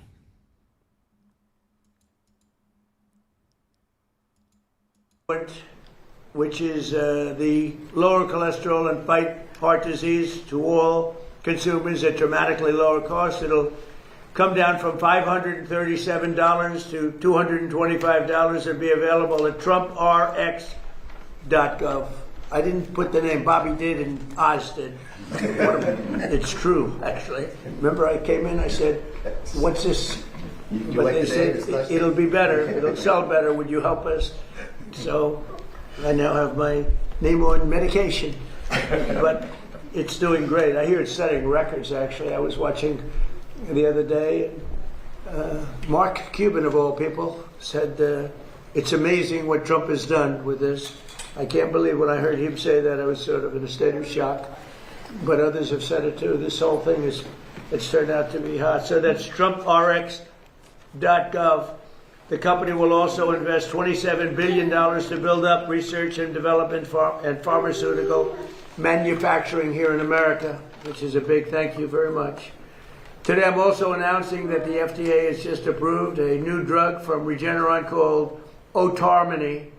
Otarmany? Did he say Otarmany? You know, some of the names that they come up with for some of these drugs, man, I don't even know what they're trying to say. You know, like even Ozempic, I'm just like, why? Ozempic just sounds, I don't know, there's a lack of imagination when it comes to naming the drugs. I mean, I got to admit, some of these drugs are brilliant in how they work, but the names are the most unimaginative names. I think you could kind of theorize that probably hurts marketability for the drug a little bit if the name sucks. Gene therapy curing a rare disease that causes deafness. You know, people are totally deaf, and it's amazing. I've seen some work on it. It's actually hard to believe. We're going to talk about it in a minute. Normally, cures for rare diseases can cost millions of dollars, and really the results aren't that good. But in this case, I'm pleased to say that Regeneron will be giving this away for free for a period of time for free. And heck yeah, dude. Regeneron's awesome, dude. Not bad. I got to give him props on that one, man. That's amazing. That is truly, truly amazing. And honestly, something that's kind of beautiful to hear, man. It's beautiful to hear. It's amazing. Amazing. Here with us is 2-year-old Travis Smith. He was born deaf. Was he totally deaf? No, pretty much, right? 100%. Wow. This is 100%. He was 100% deaf, but he took this miracle cure, and now he can hear his mom, Sierra, say... So he was 100% deaf and can now hear? That's amazing. That's honestly amazing. Holy crap, man. I love you. And Sierra, could you maybe say a few words? That's really incredible. It's absolutely incredible. Regeneron works miracles. Yeah, he didn't know his name. He couldn't hear me tell him how much I love him. And now with Regeneron and this amazing surgery, he can listen to music, and he loves it, and he loves to dance, and he loves instruments, and I'm so proud of him. He's been so brave through all of this. And yeah, now he can hear, and he has a bright future ahead of him, and I'm so thankful to everybody on the Regeneron team. Oh, that's incredible. I mean... That's honestly a hell of a story, man.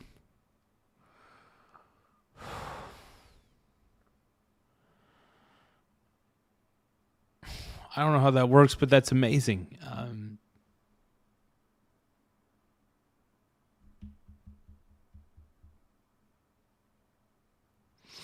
Sorry, that affected me a little bit more than I realized.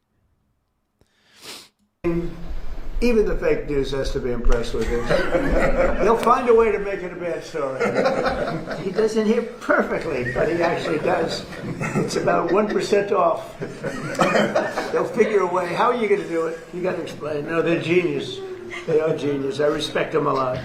But I just want to thank you, Sarah. That's incredible. You and your family. Thank you for having us. He's a beautiful person, too. That's a beautiful boy. Thank you. Thank you.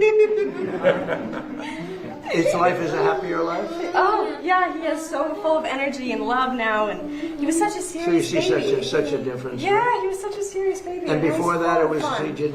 It's very tough for... Oh, for sure. He can't tell me what he wants or what he wants to eat or what he needs. And now he's just playing on the floor. That's so funny. Oh, man, that's great, man. Dude, honestly, seriously, that's probably one of the most heartwarming things I've heard all day.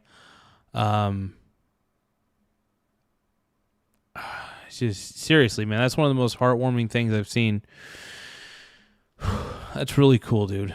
I'll be able to do that. Wow. It's life-changing. That's a great job they've done. I want to thank Regeneron and other companies for doing their part to bring down the cost of health care for all Americans under our Most Favored Nations agreement. We've secured gigantic discounts with price differences from 4 to 5 and even 600%. 600%. one of the most popular weight loss drugs, has gone from $1,350 a month to as low as $199 a month. So that's a price that's incredible. So it used to sell in London for $87, and they raised it to $199, which is a big raise. If you know, from 87 to 199. That is a big raise for that price for any sort of drug, man. That is a large price increase overall. But that's been going on. Our country's been being ripped off for 30 years. How long would you say, Doug? Like 30, 40 That's crazy. years. How long? 30 years? With drugs and drug prices. So they're going up. We're Crazy. going way down. That's wild. And because the world is a bigger place than we are, believe it or not, it's hard to believe that, but they are, that we go down much more than they go up. So they don't go up as much as people would have thought. So they're going from, they're going to 199, and we're going down all the way down. Think of that. We're going down from $1,350 a month to $199. That's a pretty good deal to me, man. That's beautiful. I mean, look, Trump's making this happen, man. There's a lot of people who are pissed. They're like, oh, no, Trump can't do anything. No, he can do a lot. You know, he does have executive powers to do some things, to make certain things happen. And for what he's been able to accomplish overall, I think Donald Trump deserves a lot of credit, man.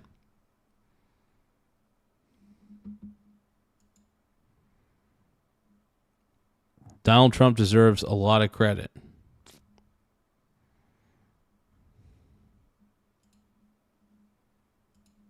Nobody would believe it. And this is true with all. I mean, this is the weight loss drug. But this is true with all drugs.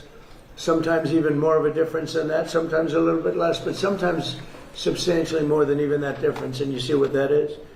So we cut the per cycle cost of IVF drugs by thousands of dollars, and we reduced the price of the major COPD medication from $458 to $50. What? That must be a typo. Is that a typo? From $458 to $50. If your boy was here, he'd go, wow. He laughed. He got bored. I think he got bored. He wants to go into bigger and better things, but there's nothing bigger or better than this. They'll all be available right now at trumprx.gov. So it's, you know, that's why it's doing well. It's not doing well for other reasons. It's doing well. Think of that. That's some discount. But we have others. Oh, he didn't miss out on too much, man. Now I'm glad you got the puppy snuggles in, bro. I love it. And these are all top companies and top medications. And I think in the end, we're going to have every company involved. We're almost there right now, but we're going to have every company involved. Trump RX has already received more than 15 million visitors, and every American should log on to check for massive discounts before they go to the pharmacy. It's setting a record. Nobody's ever seen anything like this. I've actually had many companies, I shouldn't tell you this, Bobby, but there have been many companies say, so we'd like to buy from you if you could. What? TrumpRx.com. I said, it's not for sale. It's not me. It's the government. The government owns it. I don't own it. But they're all impressed. These pharmaceutical companies, they said they've never seen anything like this. So it's fantastic. Now, No, I think it's cool that the pharmaceutical companies are actually on board too.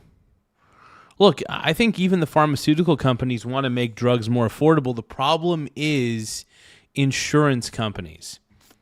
The main problem is insurance companies. And I don't know. I still think that the insurance companies, health insurance companies, are the snake's head. That just needs to be cut off at that point. You know what I mean? I think the insurance companies are the problem. I mean, people find that hard to believe, to even think that, but it's like, it's true. It's gotta be. It's gotta be. I'd like to ask Secretary Kennedy to say a few words, and then we'll have Dr. Oz, the team at Regeneron and Sierra. Oh, you guys, if you can, don't forget to tap the subscribe button in the upper right-hand corner. Once again, do not forget to tap the subscribe button in the upper right-hand corner. We're almost to 10,250 subscribers. We're so close to hitting 10,250 subs. We're only 4 subscribers away from hitting the 10,250 mark. So do not forget to tap the subscribe button in the upper right-hand corner. Let's go. And Sierra, I'm so happy for you. And Chris Klump has been unbelievable, a real star. You don't know his name as much as some of the others, but he's a real star of the group. So, Bobby, please. Thank you. Thank you, Mr. President. I was reminded when the President was speaking of a conversation that I had yesterday with one of the Democratic senators who was questioning me during a hearing, and she was ridiculing President Trump for his math, and she was saying, it's mathematically impossible to have a drug drop by 600% cost, which he had claimed. And I said, well, if the drug was $100 and it raised the price to $600, that would be a 600% rise. Well, if it drops from 600 to 100, that's a 600% savings. And the president used that mathematical device to illustrate the magnitude of the theft that has been happening against our country and our people. As he said, we have 4.2% of the world's population. We take 13% of the pharmaceutical drug. We spend 80% of the biotechnology research in our country, and we provide 75% of the profits to the pharmaceutical industry. This is a ripoff that has irked him for 20 years. During his first term, he held the line on drug prices for the first time in history. He came back on this term and he said, we're going to lower them this time, no matter what. There's people in this room who are part of the White House staff who said, we can't do that. Oz and I said, we probably can't do that, but he harassed us. We were beleaguered. It was like Florida Patch. Dr. Oz, baby. He's such a stud, dude. I'm a Dr. Oz fan, though, through and through. I think he's a fabulous doctor. To people who don't like him, I don't know what it is that you don't like about him, but he's great. Honestly, I think Dr. Oz is a fabulous human being. He's one of my favorite doctors, man. Through and through. I think he's a stud, dude. I think he's a stud. You guys know him, right? Oz would not answer his phone because he was calling all night long with the president on the line saying, get this done. And we brought in this amazing superstar, Chris Klump, and he negotiated these agreements that people said were impossible. I want to thank him for his leadership, Chris, and I want to thank George and Lynn, who are the co-founders of this this company of Regeneron. Their generosity, their idealism, their love of this country, and their compassion for these children. It's funny, man. I think Regeneron, I invested in them once, and I made a little bit of money off them, but I never held on to the shares or anything.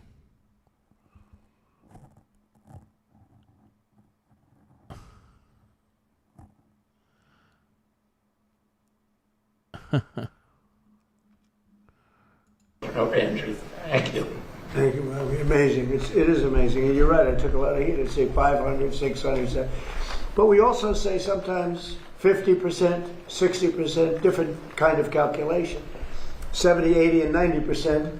And people understand that better. But there are two ways of calculating it. But either way, it doesn't make any difference. Whether it's 60, 70, or 80%, nobody's ever heard of it. But it's also 500, 600, 700, depending on the way you want to look at it. So the way you word the calculation. It's either one. But Bobby, you're doing a fantastic job. We wanted somebody out of the box, and we got it. Bobby Kennedy, man. I like this guy, dude. Maha, dude. Make America healthy again, man. I love what Robert Kennedy, I love what RFK is doing. RFK Jr., dude, I love this guy so much. I think he's, whether you look, I mean, there's the way he talks is a little annoying. I'll admit it. But he's also, I think he wants to see a healthier America, and he's doing everything he can to try to encourage healthy stuff. You're not going to get any argument from me, man. This guy's incredible. Dude, RFK Jr., dude, incredible human being, man. Unbelievable. Like, we should all be, like, loving and praising this man. Seriously, no joke. We should be loving and praising this man for what he's been able to do, and he's just an amazing human being. RFK, baby. Give me some RFK, though. That's all I want, dude. That's all Daddy wants, all Daddy needs.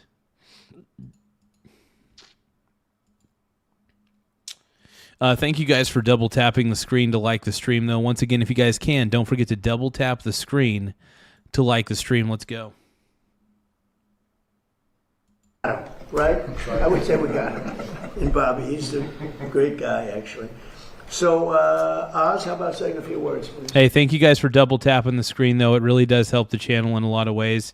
We're trying to get to the 100 likes mark. We're at 88 likes out of 100. So we're only 12 likes away from hitting 100 likes. So if you guys can, double tap the screen to like the stream. It really does help us out on the algorithm quite a bit. So once again, if you guys can, double tap the screen to like the stream, man. It really does help a lot. And we just appreciate you for doing it. We really do. So this has been an unprecedented process. The president insisted we deal with one critical number you should all remember, which is that 1 in 3 Americans, when they go to the drugstore, after they've seen a doctor, will often leave empty. Yep, that's the problem. Insurance will pay for $200 to $300 for an X-ray is ridiculous. Exactly, Iceberg's 411. But yeah, insurance pays it, no questions asked. That's why they raise. So that's why hospitals tend to raise the rates on a lot of stuff. Is because they know the insurance is going to pay for it one way or another. That's a problem. I think we need to get rid of insurance completely so that way hospitals start charging fairer prices for different things. And what people are going to say is, well, no, that's not going to work. Yes, it should, because think about it this way. What's going to happen is instead of them they'll be forced to charge reasonable prices. Because people who go into the hospitals are going to get treatments, but they're not going to be able to pay the hospitals back. Period, end of story. They won't be able to pay the hospitals back because the bills will be too high. So what happens is they just don't pay the hospital back, and the hospital gets no money instead of some money. And yeah, it'll force the hospitals to lower the prices, essentially, because the cost will be too much. And when the cost is too much, nobody wants to come in for anything. It needs to happen, man. It needs to happen.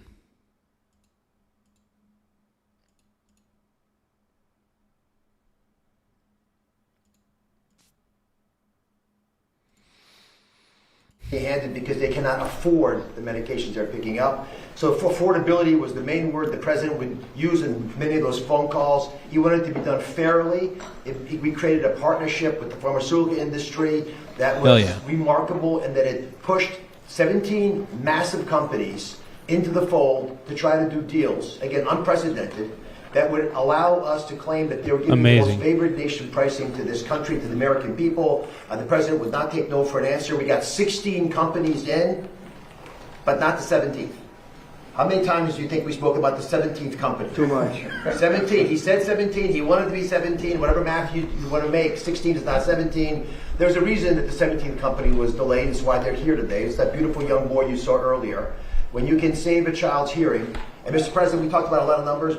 Secretary Kennedy quoted 100%, 600%. It's hard to beat free. Free is the best price, and that's the starting price with the president oftentimes, and that's what this wonderful company's agreed to. I want to applaud TrumpRx.gov, a remarkable site created by Joe Gebbia. Ed Korstein has done a wonderful job with zero glitches, serving more than 10 million individual unique Americans so far. And Mr. President, it's the fastest website I've ever seen. People love it because it works well. There's all kinds of additional elements being added to it. God, when I hear Dr. Oz speak, dude, I get like, I love it. Dude, I love hearing Dr. Oz speak, dude. I think Dr. Oz is a total stud. And he's amazing, man. Dr. Mother effing Oz, bro. To it, which we'll be talking about. But this website, as the president said, must be checked must be checked if you're going to buy a medication to make sure your price is the right price. It's a transparency. Heck yeah, dude. So TrumpRx.com, dude. I'm excited, man. Double check. Make sure you're not paying too much for prescription drugs. I dig it, dude. See, to everybody who says that Trump, to all the haters in the chat, to some of the haters, actually to anybody who's hating in the chat, Trump is the greatest president of all time, and if you disagree with me, I mean, look at his body of work. Look at his body of work. Come on, man. I don't know. Do you know? I don't know.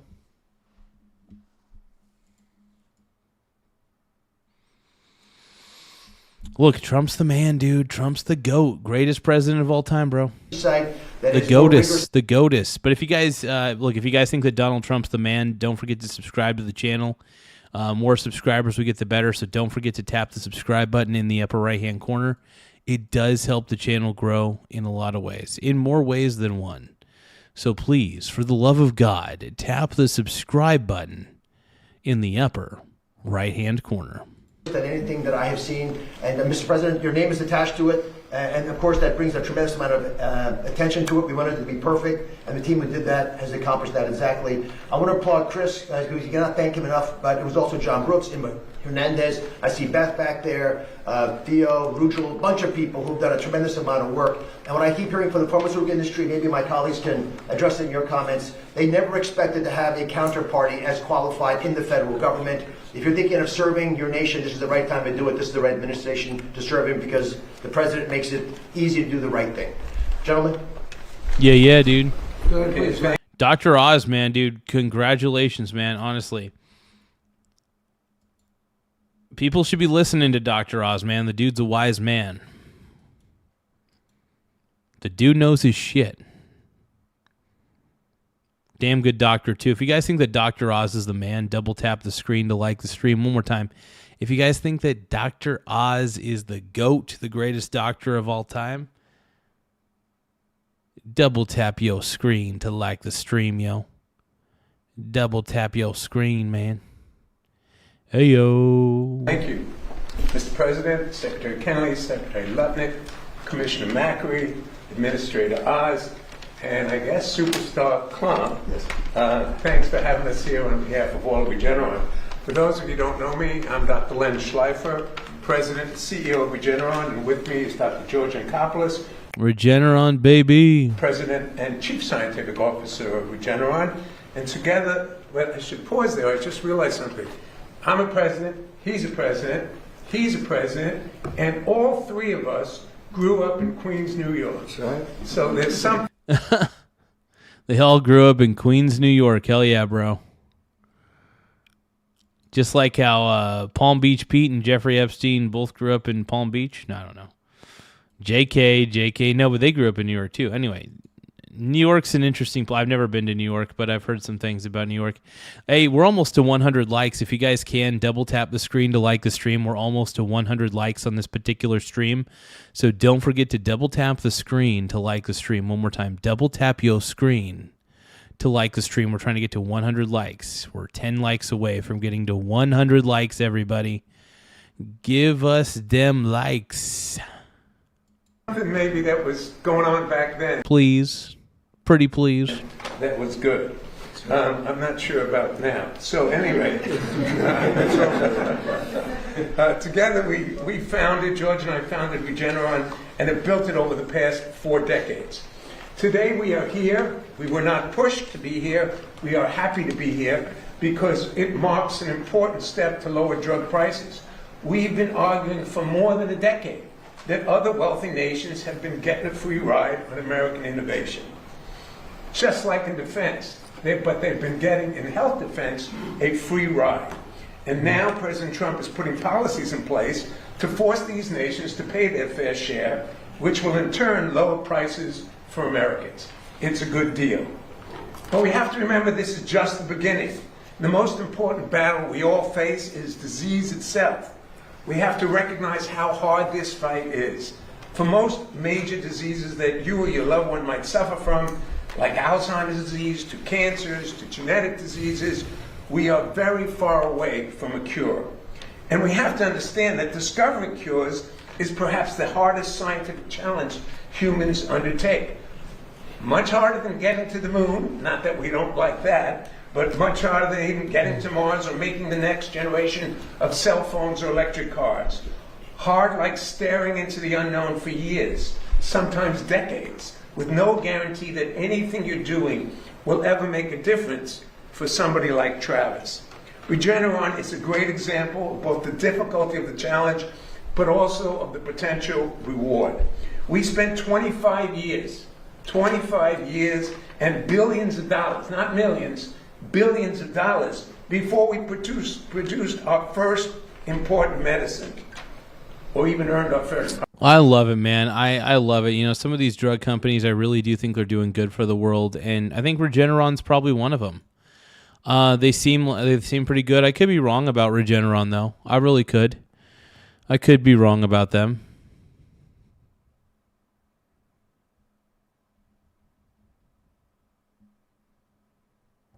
So Orwell the Resident's asking... Orwell the Resident says, Garza, what happens when you need a 50K hip replacement? Well, the only reason it's 50K to begin with is because of health insurance. That's the point I'm trying to make. Being able to get a hip replacement, I think, could be affordable. Maybe not like super duper affordable by any means, but at least it wouldn't be debt crippling, you know what I mean? So, I don't know. You tell me.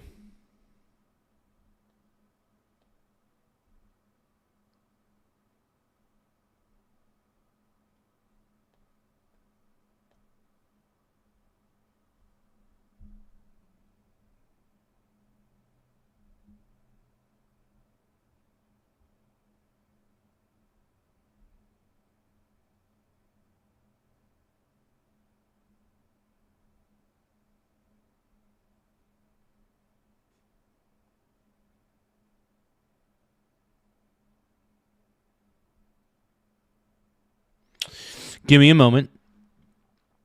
Give me a moment, please, to tame your wild, wild heart. And though it feels like the walls are closing in on you, it's hard to find relief. And people can be so cold when darkness is upon your door and it feels like you can't take anymore. Let me be the one you call. If you jump, I'll break your fall. Profit. Maybe we should have. I love what Regeneron's doing, though, man. Get it, Regeneron. Get it. It might have been fired, but we stuck with it.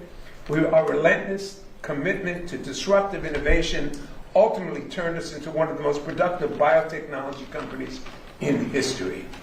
We have produced, thanks to George and his team, new medicines at the rate of about one important medicine a year for the last 15 years, including truly miraculous advances impacting millions of lives. And we have two people here who are living proof. Mr. President, when you were ill with COVID, it was Regeneron's monoclonal cocktail that you affectionately dubbed the Regeneron. We love it. And that helped save your life. He dubbed it the Regeneron. Yeah, it saved Trump's life, man. The cocktail, dude. The Regeneron cocktail. Hot. I love it, man. No, but I think Regeneron, like I said, I think their heart's in the right place. I think that they want to do the right things, without a doubt. Yeah.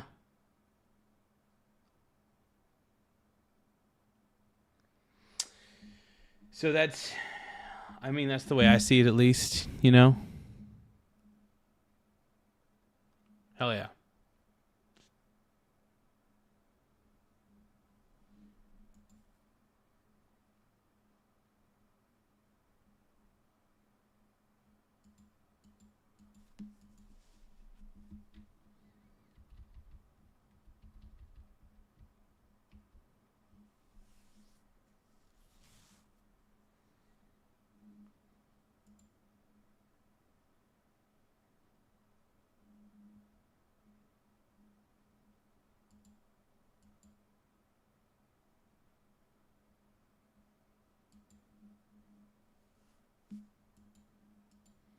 that was invented by George right here and his team. George? Well, the addition of the president we had a few minutes ago, Sierra's beautiful boy, Travis, who was born without the ability to hear, as you heard from Sierra. And the same company and the same dedicated team of scientists that helped save the president's life also delivered a first-of-its-kind gene therapy known as Hannity. Heck yeah, dude. Honestly, I think it's amazing that they were able to pull this off, dude. So Travis can now hear his mother, as she told you, tell him that she loves him. Hard to think of a great... So it sounds like they basically cured deafness. I mean, this is headline news. This is headline news. I mean, this should be talked about all over the place. You know, when amazing companies like Regeneron are able to figure this out, man, I love it.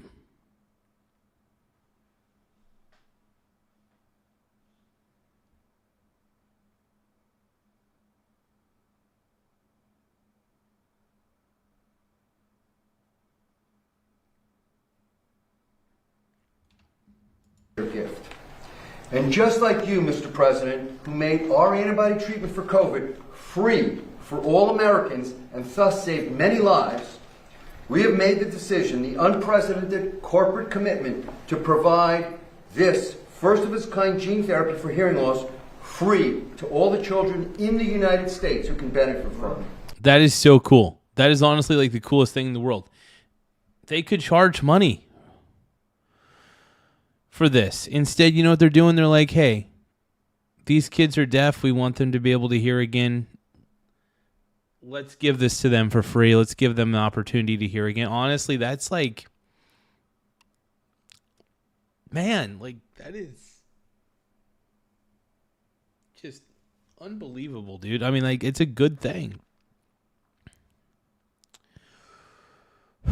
Trying to, it's tough, man, to keep my emotions intact, but it's just so nice that they're doing this, man.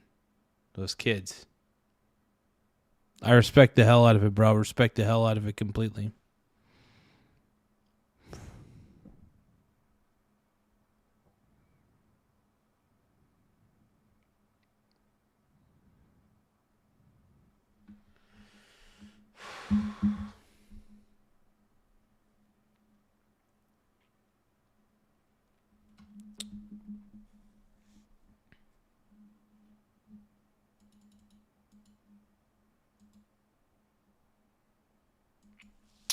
But yeah, if you guys can, don't forget to tap the subscribe button in the upper right-hand corner. Once again, if you guys can, don't forget to tap the subscribe button in the upper right-hand corner. It really does help us out in a lot of ways. So let's keep it going, man. And we do this, why? To hopefully highlight the power of disruptive biotech innovation and all the good that it can bring to all of our lives and our health. But we have to remember, despite the miraculous advances like Hannity and like the regenerate COVID treatment, we also have to highlight how far we have yet to go to address the many diseases that lack effective treatments. And the cures will not be coming unless we not only celebrate the advances of the biopharma industry to date, but we all work together, private sector, together with the government, to not only maintain America's position as world leaders in biotech innovation, but to actually bump up innovation and become even more disruptive. Especially in a world where China is increasing investment and heavily subsidizing its biotech industry and reducing regulatory hurdles so as to try to displace America's leading position. President Trump... Yeah, we do not want China to lead in anything because, well, China's got a very communist philosophy. Not good. Not good. Anyway, this is an amazing thing. This is like an hour long, though. I don't think I got the patience for an hour-long video, as much as I love Trump, dude. And I'm a Trump fan, man. I am. I'm a huge Trump fan. I think you all know that.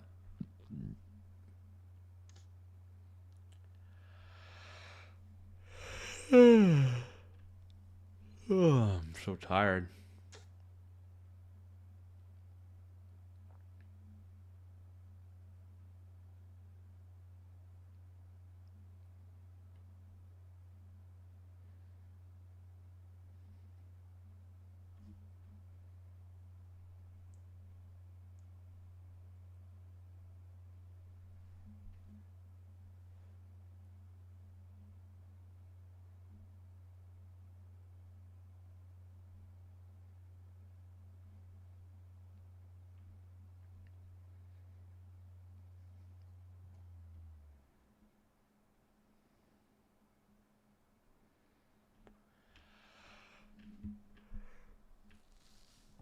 Let's see what Hannity's talking about here. And welcome to Hannity. And tonight, President Trump, in his own words, responding to critics. No games, no obstruction, no pandering, no obfuscation, just the raw, unbridled truth for all to see. Look, if you want to know what's really happening with Iran, you don't need to listen to the self-proclaimed fake news so-called journalists or the pundits or the so-called experts. Yeah, I don't really like listening to mainstream media. Even Fox News is pretty insufferable. But I will say that honestly, I'd rather be watching Fox News than MSNBC and stuff like that. So that's the way I see it, at least. Let's keep going, man. Or the isolationists. No. Most of them are almost never telling you the truth. They're just speculating. Instead, you can actually turn on the TV, just go over to Truth Social or check out X and get your facts directly from the commander-in-chief himself. He's not shy. In other administrations, this would not be Trump is daddy, bro. Wise idea. I don't think Biden knew what day of the week it was. Obama almost never told the truth. But with Donald Trump, you're going to get exactly what is on his mind at any given moment and an honest depiction of the world around him. So for anyone wondering what's going on with Iran tonight, let's listen to our commander-in-chief. They want to make a deal. Let's do it, man. Let's do it. They don't even know who's leading the country. They're in turmoil. There we go. Can you see it? They're in turmoil. There we So go. we thought we'd give them a little chance to get some of their turmoil Testing 1 2. Testing 1 2. resolved. Testing. Now, just to put that in perspective, America and Israel have so totally decimated Iran's political Testing and military chain of command that, you know, Testing all this 2. infighting, all this power struggle, all the confusion, Testing even Iran 3. is having trouble trying to Here we figure out go. at this moment who is in charge. Here That's actually we the sign of a go. massive military success, although nobody will report it that way. So President Trump is giving them some time All right, to here try we and go. figure it There we out. go. He is thinking about the Iranian people. If he goes hard at their economy, harder, and takes out their 90% of their economy, oil, that would impact everybody. That is on his mind. And as the president said today, the only country that desperately needs a deal in this equation is actually Iran, not us. Take a look. Time is gone. I took the country out militarily in the first 4 weeks. Let's go, dude. I Zaddy. took it out militarily. Now all we're doing is sitting Dude, Trump's the man, dude. That's all you need to know. back and seeing what deal. And if they don't want to make a deal, then I'll finish it up militarily with the other 25% of the targets. We've hit 78% of the targets that we've wanted to hit. We've knocked out their manufacturing.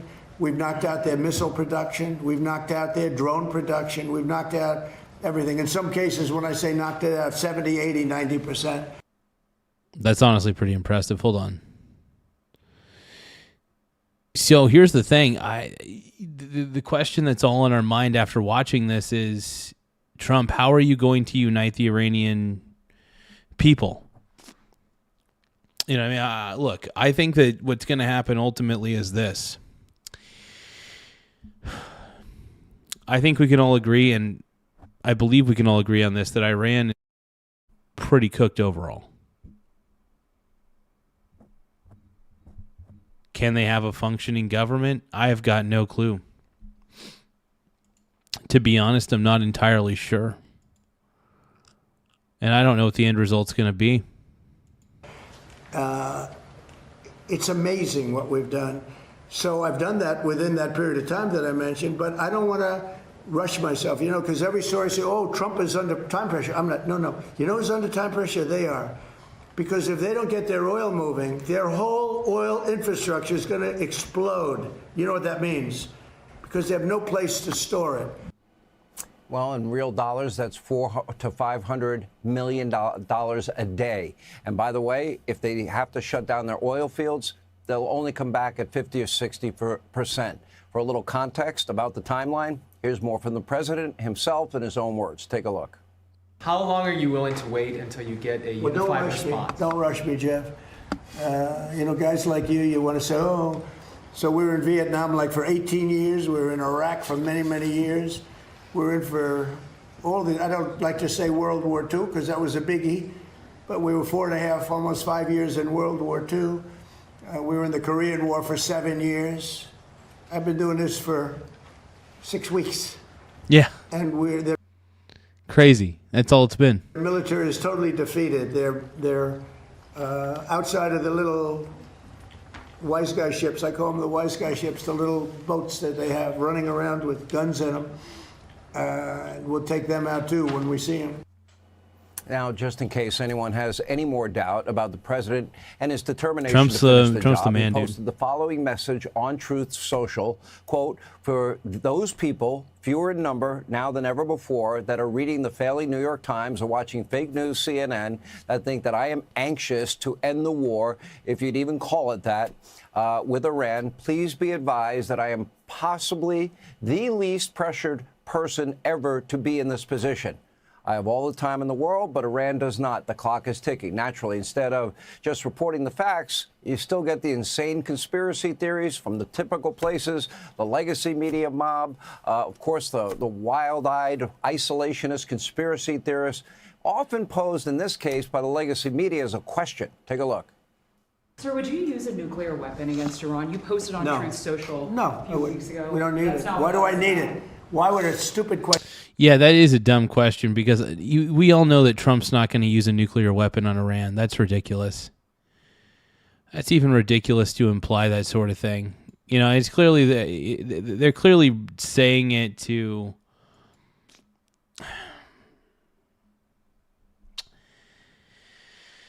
what's the term? They're saying this to get Trump maybe like a gotcha moment. I don't know. She's basically asking if he would nuke Iran. I mean, I'm sorry, but the answer is obviously a no. Nuclear weapons should not be used under any circumstances. Period. End of story. Trump knows this. Trump is smart enough to be aware of this, by the way. If you guys are tired of the mainstream media like I am, double tap your screens to like the stream. Because, dude, I am at my wit's end with the mainstream media completely.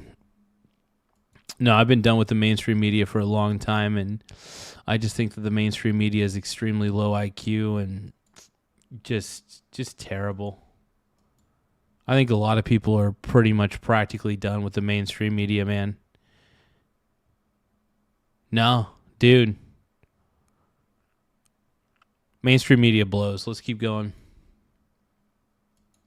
Question like that be asked. Why would I use a nuclear weapon when we've totally, in a very conventional way, decimated them without it? No, I wouldn't use it. A nuclear weapon should never be allowed to be used by anybody. That was a dumb question. They will literally do anything to smear the president, try and make him look bad. Remember, this is a war about preventing a nuclear explosion, either in Europe or here in the U.S. The president repeated this over and over and over from the beginning until today. It is a war about preserving, ultimately, human life for your children, your grandchildren, and generations to come. In fact, the president is now pausing military action to try again for a peace deal so that more lives are not lost. And this report is talking about, will you use nuclear weapons against Iran? Kind of insane, Dude, but Trump's the that's man. the reality in the swamp.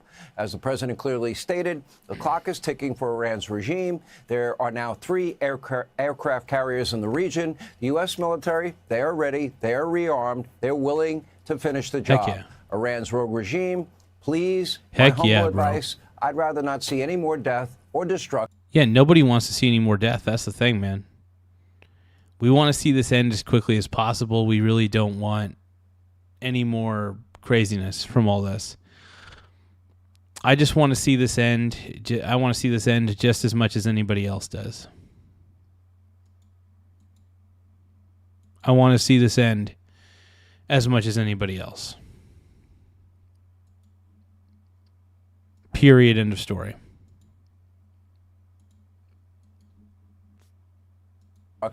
I would take the president at his word, make a deal, have a negotiated settlement before it's too late. All right, thanks for watching. Check out my new podcast, Hanging Out with me, Sean Hannity. Sean Hannity, baby. He is so cute.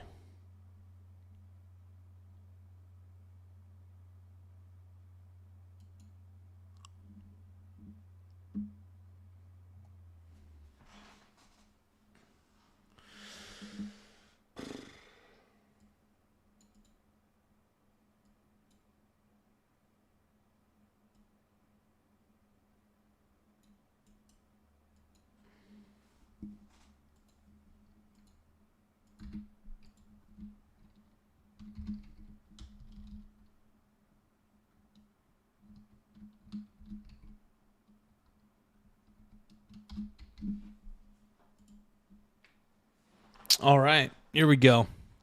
We got Frog Eat Frog in the house. What's going on, Brony? You're a pink brony, bro, and you dance at the gear clubs. Oh my God. We got Frog Eat Frog. He is the man, and he is so sexy. OMG. Thank you, Frog Eat Frog. What's going on, brother? Frog Eat Frog, everybody in the house. Let's go, dude. Let's go. It's our home dog, our home frog, everybody. Frog Eat Frog is our home frog. There we go. Hey, thank you for the floating heart. I appreciate it. Floating heart for 10 jewels. Oh, my God. You sent 5 of them? Hell yeah. Everybody, let's give a shout out to Frog Eat Frog for sending 5 floating hearts for 10 jewels. I love you, Brony, bro. I'm going to send that in a text. Thank you, Frog Eat Frog. You're a brony. But since you're a frog, you're also a frony. So if you're a frog and you like My Little Pony, you're probably a frony. Oh no, we don't promote XRP. I mean, the only person I allow to promote XRP is my boy TJ. That's it. I mean, then again, if you guys really want to shill crypto, it's up to you, but crypto sucks. I'm going to constantly diss crypto on this channel.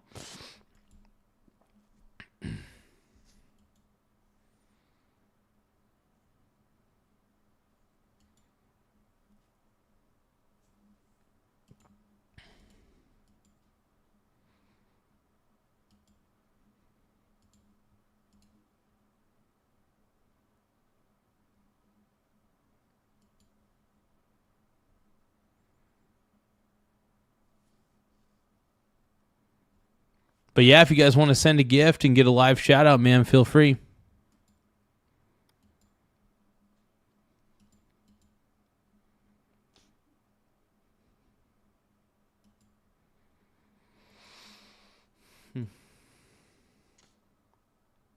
Oh, Frog Eat Frog just sent a happy poop, yum yum. Happy poop, yum yum. Happy poop, happy poop, happy poop, yum yum. Happy poop, yum yum. Happy poop, yum yum. Happy poop, happy poop, happy poop. Yum, yum. Oh my God, oh my God, oh my God, oh my God. Oh my God, yeah, yeah, yeah, yeah, yeah, yeah, yeah, yeah. Oh, happy poop, yum yum. Happy poop, yum yum. Laugh out happy loud. Poop, happy poop, happy poop, yum yum. Frog Eat Frog has been a member for 7 months already. Frog Eat Frog, that is beautiful to me, bro.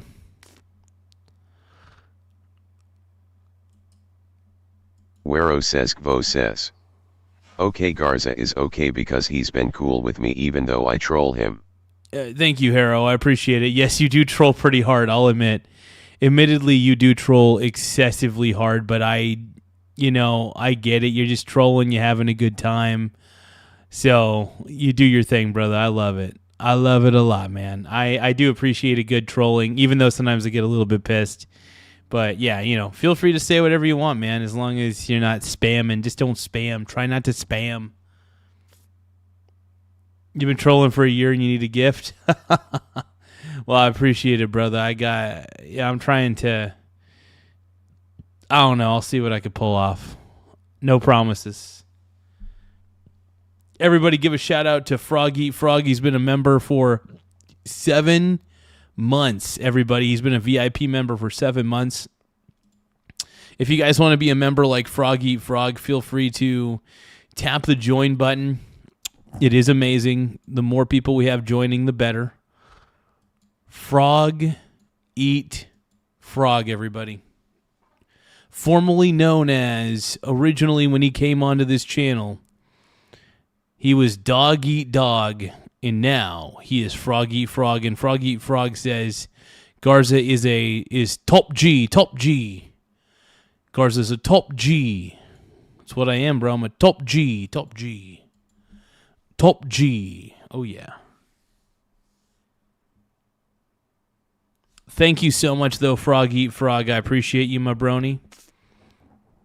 You're the man, dude. You're the man now, Frog. You're the man now, Frog. But no, I really do appreciate it, Frog Eat Frog. Thank you big time for being a subscriber and being a member. Mainly, I appreciate that big time, man. It helps out the channel in more ways than one.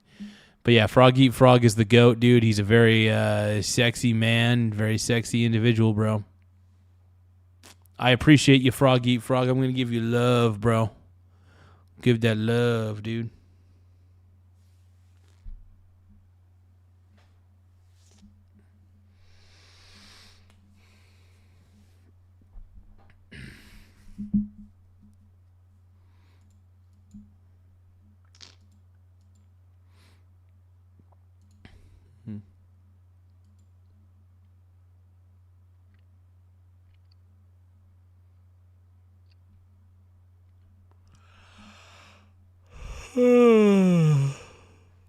Oh, give me a few moments, you guys.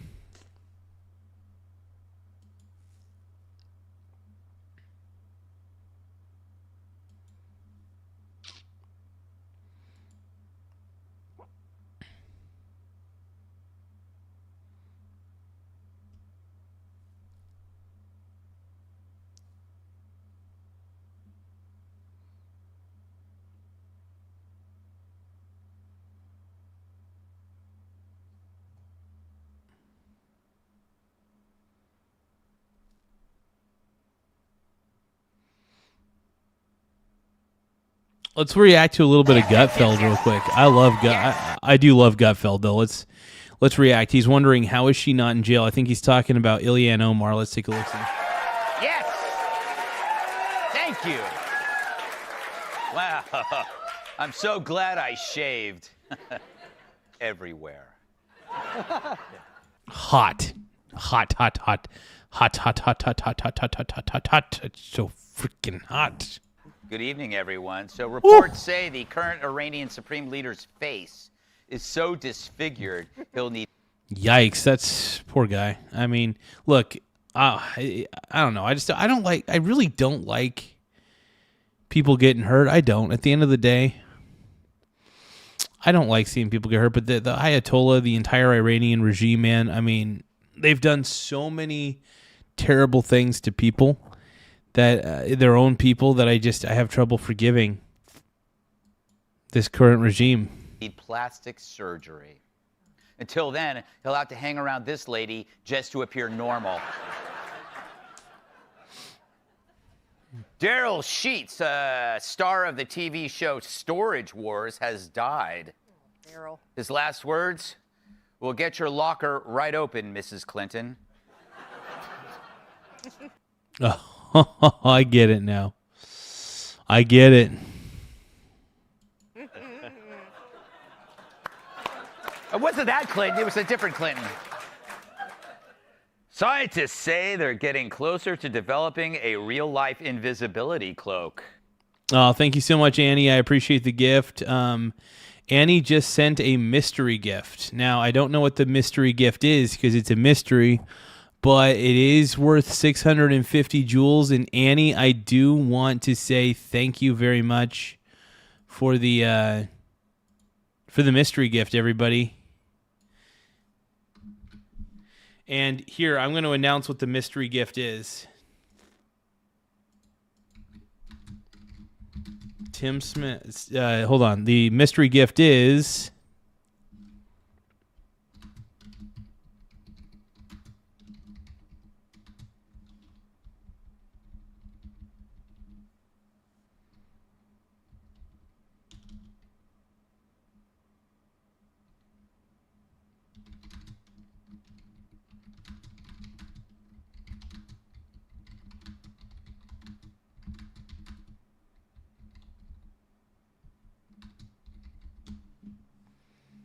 So Annie's mystery gift equals Tim Smith and Garza at the Pink Pony Club on the polls On the stage in our heels, we're wearing our man thongs down at the Pink Brony Club. I'm gonna keep on fapping at the Pink Brony Club. I'm gonna keep on crapping down in West Hollywood. I'm gonna keep on fapping at the Pink Brony Club. Pink Brony Club.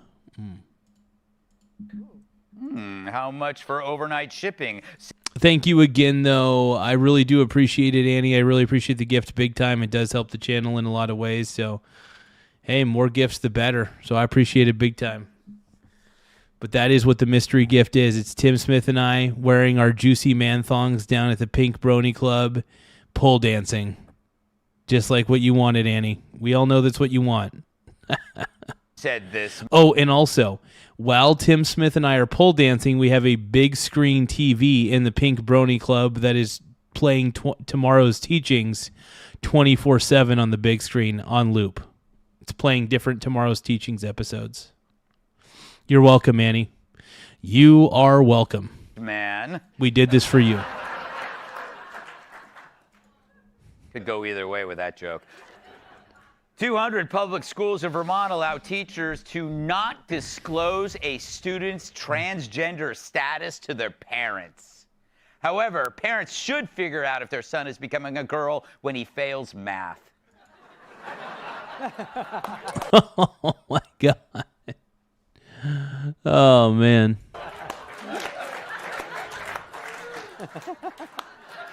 Chicks. During a speech last weekend, Cory Booker told a crowd of Democrats that he, quote, wants the Michigan fist. Cory frickin' Booker, dude. Cory frickin' Booker. I want the Michigan fist? Oh, no. I don't even know what that means. That sounds scary. Wow. I'll be right over, yelled one man. Oh, yeah, dude. Oh, my God. Juicy. A Washington State teacher reportedly accidentally showed photos of bare women's breasts to her students during a presentation. Hell yeah. Flash topless pics to... Oh, my God. Oh. Mom! Guess who just registered for her class? Big Bill, dude. Big Bill. Turns out a sexy MAGA influencer named Emily Hart is actually AI created by a man in India. They found out it was an... That's freaking hilarious, dude. So basically, the top mega influencer revealed to be AI, created by some rando dude in India.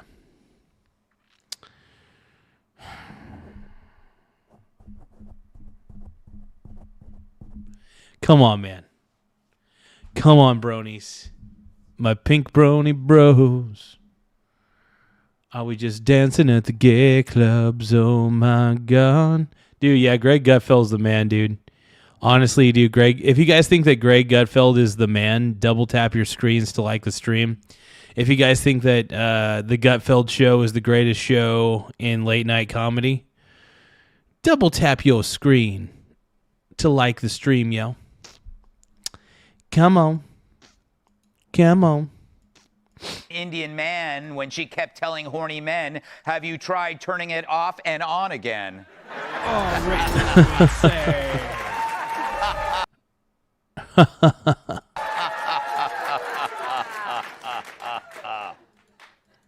After hordes of influencers wouldn't stop taking selfies with his cattle, a farmer now wants to breed uglier cows. The snag, he can't find anyone to impregnate the cows. Oh, no. That's pretty funny.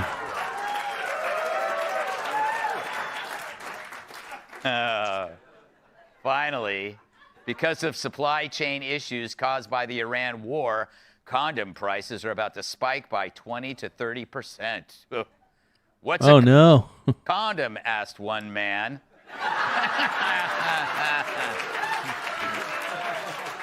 All right. Let's do a new segment. Prepare yourself for the amazing, mysterious Omar. Oh, brother. Oh no. Ilhan Omar. Good Lord, man. Yeah. Yeah. The mysterious Ilhan Omar just keeps getting more mysterious by the day. I mean, given her brazen shenanigans, how is she not in jail, or at least in a Mogadishu version of Real Housewives? She's a riddle wrapped in a mystery, covered in a hijab, and sitting on a pile of taxpayer money. Americans disagree with her anti-American policies. And even illegals think sneaking into America by marrying your own brother is gross. Yeah, that is kind of weird. That is kind of crazy. They'd prefer That to is sneak wild, in the bro. old-fashioned way, strapped to the undercarriage of Rosie O'Donnell.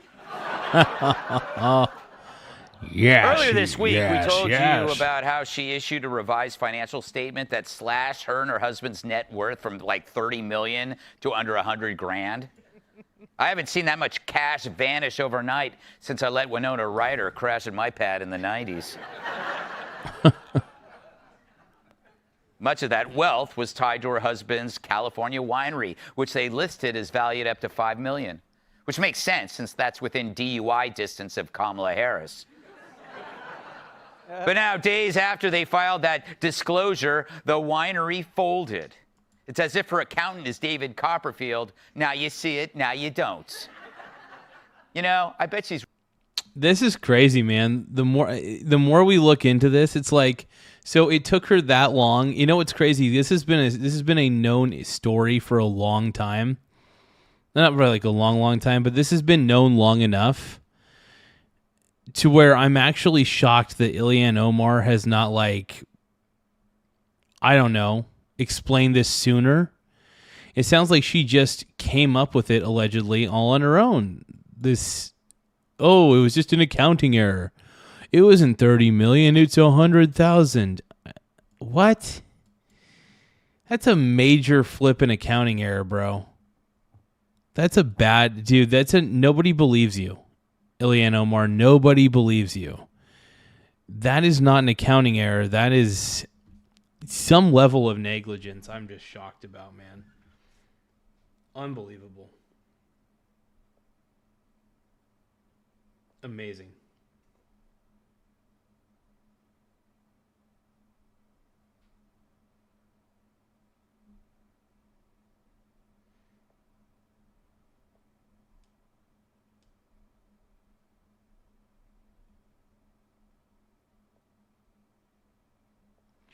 Give me a few moments, everybody.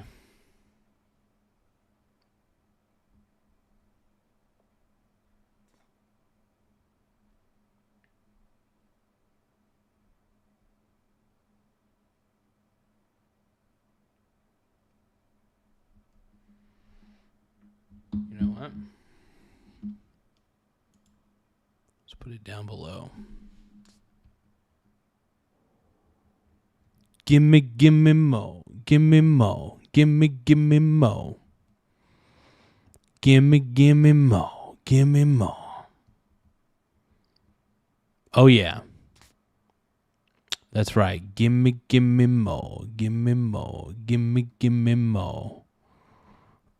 Gimme more. Gimme more. Gimme more. Oh, yeah. Oh, before they turn off all the lights, I won't read you your wrongs or your rights. Such a good song, dude. Oh my. Hey, we got 100 likes, everybody. Thank you guys for helping us get to 100 likes on this stream. Anytime we get to 100 likes on a stream, we like to feel like we can cream. We try not to cream. We try our best. But sometimes we can't help it. 'Cause I can't help myself. Ooh, ooh, she drives me crazy.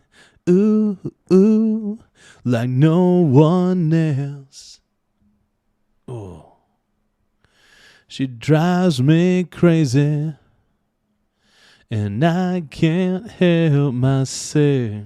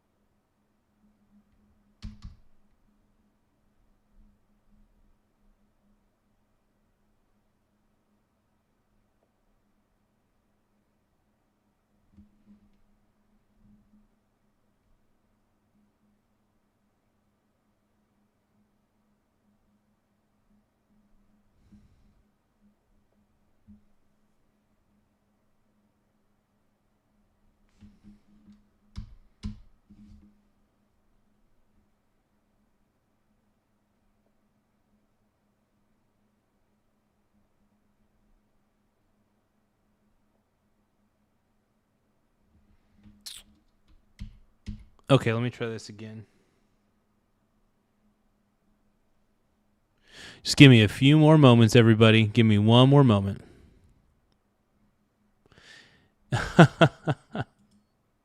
Icebergs 411 says, Omar of course used accountants who graduated from a Leering Center. Without a doubt, it's a good move, though. It's a good place to get your accountants from. Why not, man? It's the best place to get your accountants from, bro. It's the best place. Come on, man.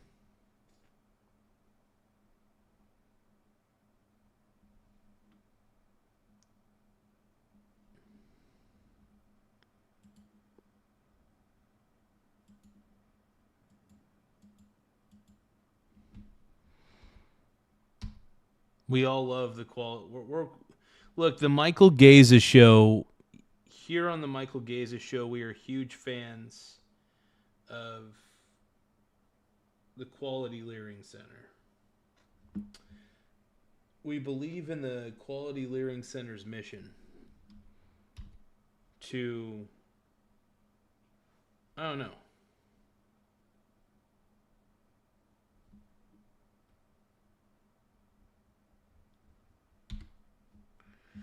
do you guys believe in the Quality Leering Center as much as I do? That's the question.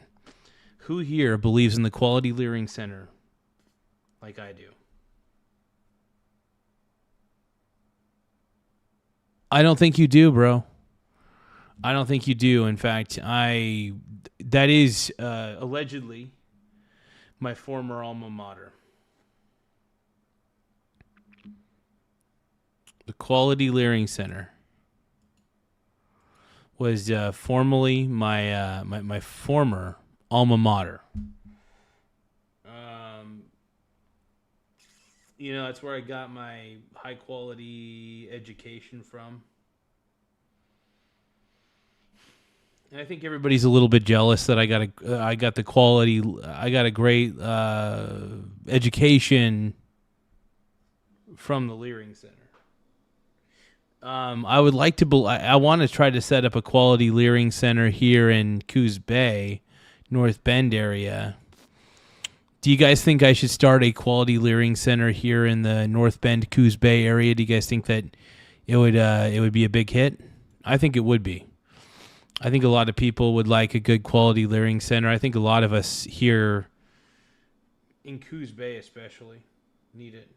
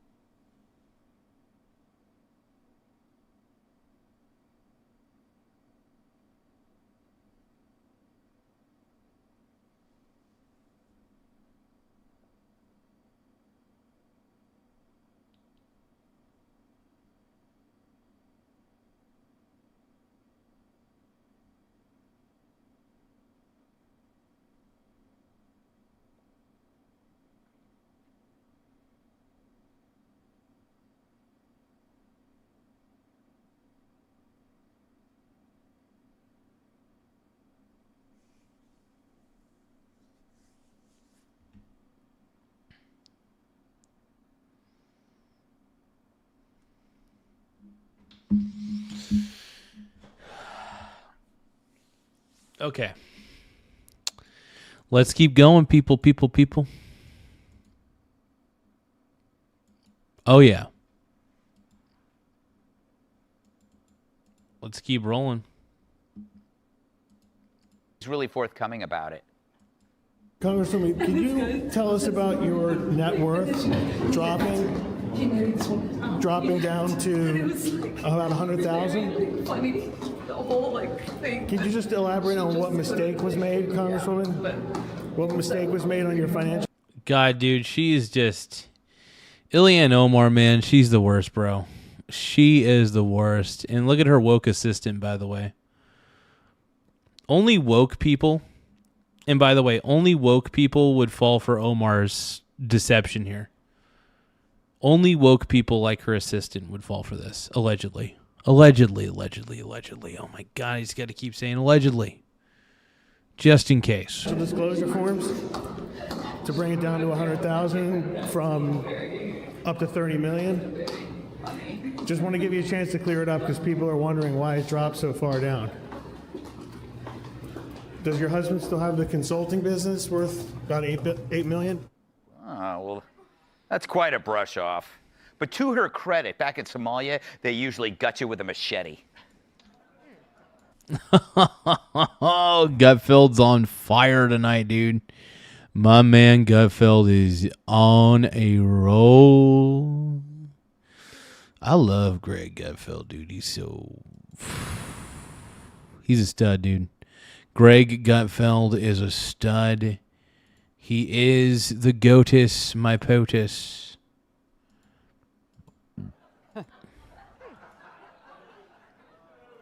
Then there's this bizarre appearance on The Breakfast Club. Oh, God. Charlemagne the fucking God. This guy's terrible, too. Oh, my God. When you look at the increase in your household wealth tied to your husband's companies, you understand why that raises questions for people watching from that outside. Yeah, but that's again one of the it's their saying, right? Like there is no wealth increase. If you look at my husband's income, it's almost non-existent. Correct me if I'm wrong, 'cause they said you reported a net worth between $6 million and $30 million, and they said your 2023 disclosure was roughly between $40,000 and $250,000. Yeah, but they're not net worths. They're like the asset things for the companies, and so I don't know what percentage of it my husband actually has investment in. Like that's not, you know what I mean? It's not a full picture of the numbers in the way that it is presented in the doc. Dude, she is deceiving us. She thinks we're dumb. Okay, that's fine. Yeah. Quality Learning Center. Here we come. My former alma mater. Do you guys think that they'd ever do you guys ever think they'd I think they'd let me teach. I gotta teach again. I'm the greatest teacher in the world. Oh, yeah. Stud, dude. Document, because in the documents, we have to do ranges and we have to report in a way that is not detailed. Wow. Oh, my God. I'm just a girl. My husband handles those things. Yeah, my husband, handles this shit. My husband, owns some things. And trust me, I don't have any money. She's just so insufferable, man. She is incredibly insufferable.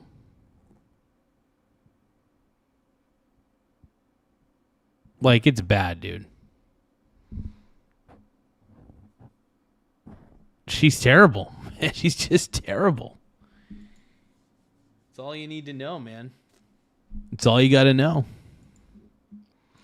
Terrible, and oh yeah, terrible. Doesn't seem like he's buying it. He's like, crap, don't play man. me, bitch. I I'll love slap it, those dude. Napa Valley grapes That's right out amazing. of your mouth. Gotta say, though, she's I not dig it. acting like someone I who's dig it, I worried dig it. about the law. Why is that? The House GOP did open an investigation into her wealth earlier this year, back in January, and she and her fellow Dems tried to steer $1 million in federal funds to a Somali-led Minnesota addiction facility that shared an address with us. Wow, and wow, of course. So I'm not going to be streaming too much longer tonight. I got to admit I'm a little bit tired. I do have to record a couple short videos before ultimately heading to bed for the night. But give me a moment.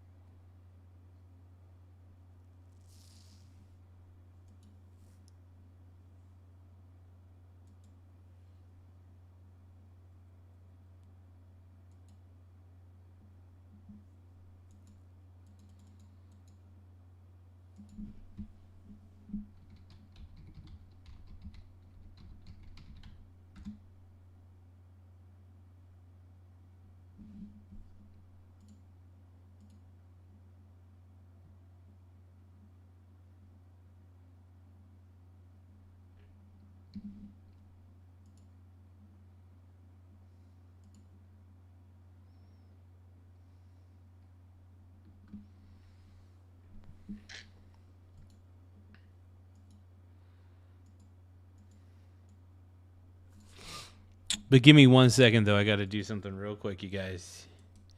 Thank you guys for being so patient, though. I appreciate you all. You guys are incredible, man. You guys are incredible. We got Frog Eat Frog, dude. We're the luckiest. We're the luckiest crew of them all.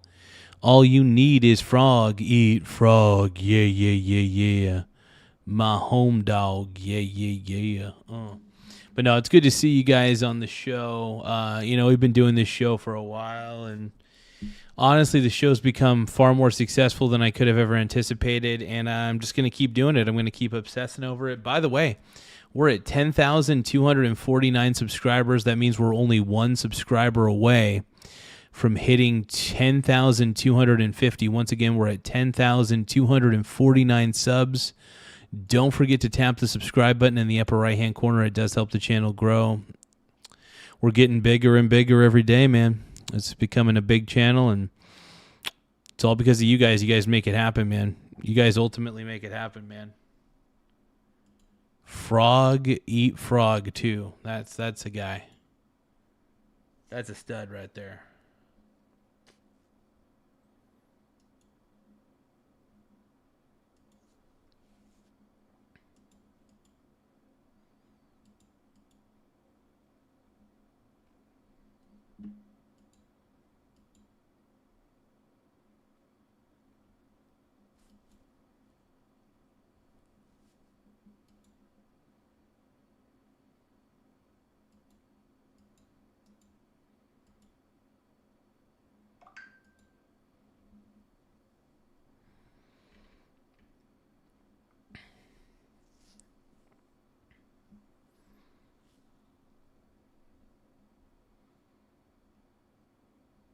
All right, here we go.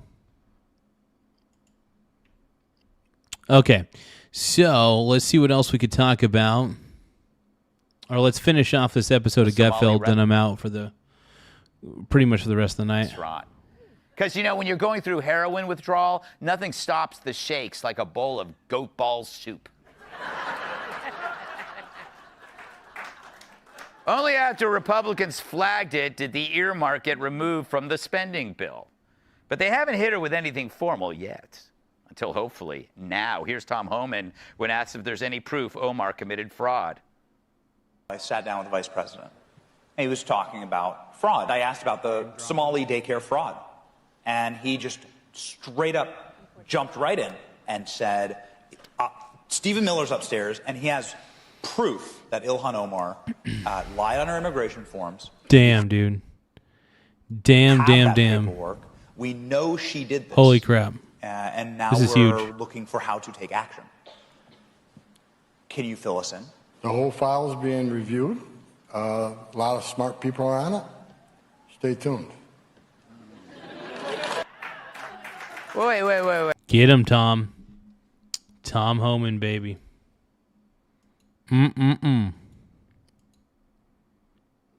Tom mother effing Homan, bro. Come and get it, bro. Get it, dude. Can we get this? Dude, Ilhan Omar, dude. Terrible. Wait. I mean, maybe stay tuned and that smirk is hinting at something, but who knows? Still bugs me. Doesn't her corruption seem obvious? How easy is it to prove or disprove that she committed? Oh, yeah, it's pretty. It seems to me that it's pretty obvious. I mean, but, you know, then again, people are going to try to justify a lot of the stuff that she's doing, and it's terrible. Immigration fraud by claiming her brother as a husband. There has to be a That is form wild. that she filled out. You just got to read it. That is wild, Is that the wild. problem? Do I need to go to CVS and buy Republicans a case of reading glasses? I mean, would either of us have this power over the law that she has? What hold does she have over D.C.? What pictures does she have of Republicans? Maybe Lindsey Graham in suede chaps dancing with Neil Patrick Harris at the Leather Stallion Saloon. Hot. Well, not hot, but hot. Hot. Not hot. Not hot. Not hot. Going. I haven't seen them, but I've heard. Clearly, she thinks she's invincible, exempt from laws the rest of us follow, and she doesn't care how it looks. She even blew up... Rules for thee, not for me. Once again, rules for thee, not for me. A scheduled hearing she was invited to that examined her connections to a massive pandemic-era fraud. Why? Where was she? Was it date night? A family reunion? With her, it's often both. Hot. Oh, God. Of course. But who does that?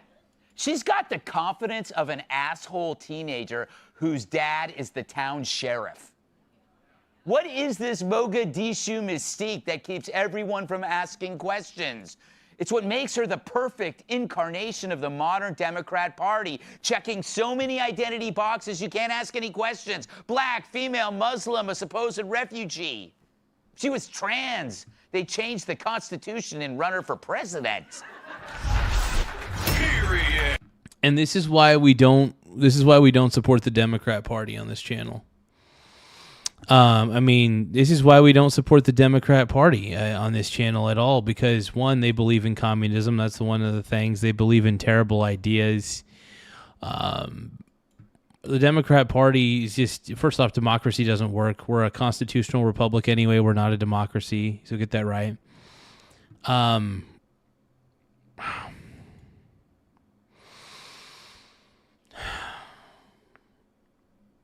Yeah, I don't know. I hope Trump is able to get her out of the country, man. I hope he's able to do something. I hope him and Tom Homan. Let's welcome tonight's guest. Be nice to him or he'll cough on your appetizer, chef and restaurateur Andrew Gruel. He's the only banjo player who won't chase you into the woods for sex. Musician and host of the Winston Marshall Show, Winston Marshall. That's a good one, actually. All right, I guess I am a lot more tired than I anticipated. I just don't have the energy to react to anything else anymore at the moment. I've been streaming for about roughly 3 hours, and to be honest, I gotta admit, I just feeling a little more mentally drained than I anticipated I would. So.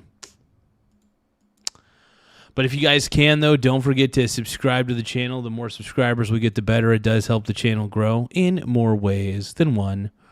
But I do want to thank you guys for becoming channel members as well. But yeah, I'm out. I'm tired. I'm going to bed. Well, Anyway, I'm going to end the stream. Thank you, everybody, for Frog Eat Frog. Yay, Area 7. Thank you for the super chat earlier. Thank you, Annie. Thank you, Ty Lord.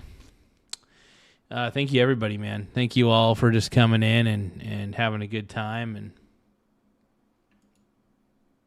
thank you, Annie. I appreciate it. Yeah, we try to put on a good show for everybody. But yeah, I should probably get some sleep, man. I could use a little bit of shut-eye at the moment, but I didn't really sleep much last night, so I'm going to try to get some sleep tonight and do whatever I can. But all right, you guys.